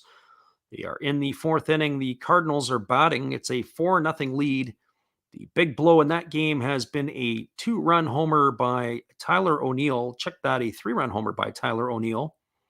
That has given the Cardinals a 4-0 lead. That is where they stand in that one. In the top of the 6th inning, the Cleveland Guardians and the Kansas City Royals are all knotted up at ones. And on the mound today for the Guardians, the starter was Bieber, and he didn't quite get out of the 5th inning. He had to go to the bullpen, and Zach Greinke made the start for the Kansas City Royals. And I think, if I'm not mistaken, there was the length between starts, opening day starts for a Kansas City Royal pitcher. It was in double-digit years from the last time he had started for the Royals on opening day. But he went 5 2/3 innings, allowing 5 hits, 1 run. So he has not skipped a beat since he has gone back there. This one here, the Chicago Cubs took care of the Milwaukee Brewers. We had a seesaw affair. The Brewers got the scoring opened in the 4th inning, as it was a run scoring single for Andrew McCutchen. Actually, McCutchen was knocked in on a fielder's choice, and he opened scoring there in the 4th inning. The Cubs got 3 back in the 5th inning. The big blow was a 2-run homer by Nico Horner. And then what ended up happening is a 3-1 score. The Brewers ended up getting 2 in the 7th inning. It was a double by Kane, a walk to Brosu, then it was a fielder's choice by Wong, and then Willie Adames doubled home a run, and then Christian Yelich sacrifice fly to home a run. That evened the score at 3. The Cubs then got 2 back in the bottom of the 7th to regain that 2-run lead. It was a 2-run RBI double by Ian Happ that put them up 5-3 at that point. And then the Brewers in their top half of the 8th inning, Rowdy Tellez led off with a single. Then it was Victor Caratini with a double, and then Lorenzo Cain sacrificed home Tellez. That made the score 5-4, and that is where it stood. So the win in this ball game, the winning pitcher was not the starter. We're going to see who they've accredited the win to in this one. The save is going to go to David Robertson. We can guarantee you that one. And I believe, if I'm not mistaken, it's probably going to be either Wick or Martin that will end up getting that win. So we're just going to confirm that for everybody here, as the official scoring is just coming down the pipe now. A win goes to Martin. The loss is tagged to Ashby, and Robertson gets the save. And that is going to do it for us here in our call of the game. We appreciate you all once again for being here. And thanks again for the call of the action. So your final score, the Chicago Cubs 5, the Milwaukee Brewers 4. Candace, that gender fluid makeup girl that's here, we appreciate you being here, and subscribe to the channel.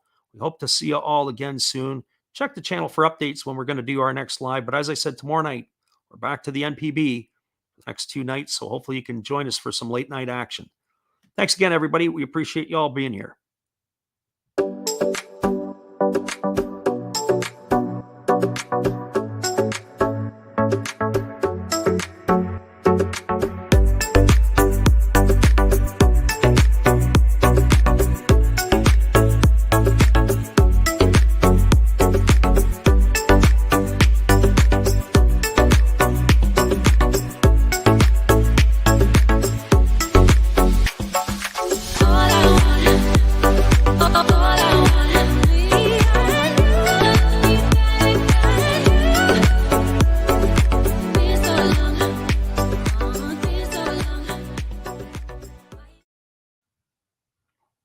Thanks for being here, everybody. Have a great day. We'll see you tomorrow.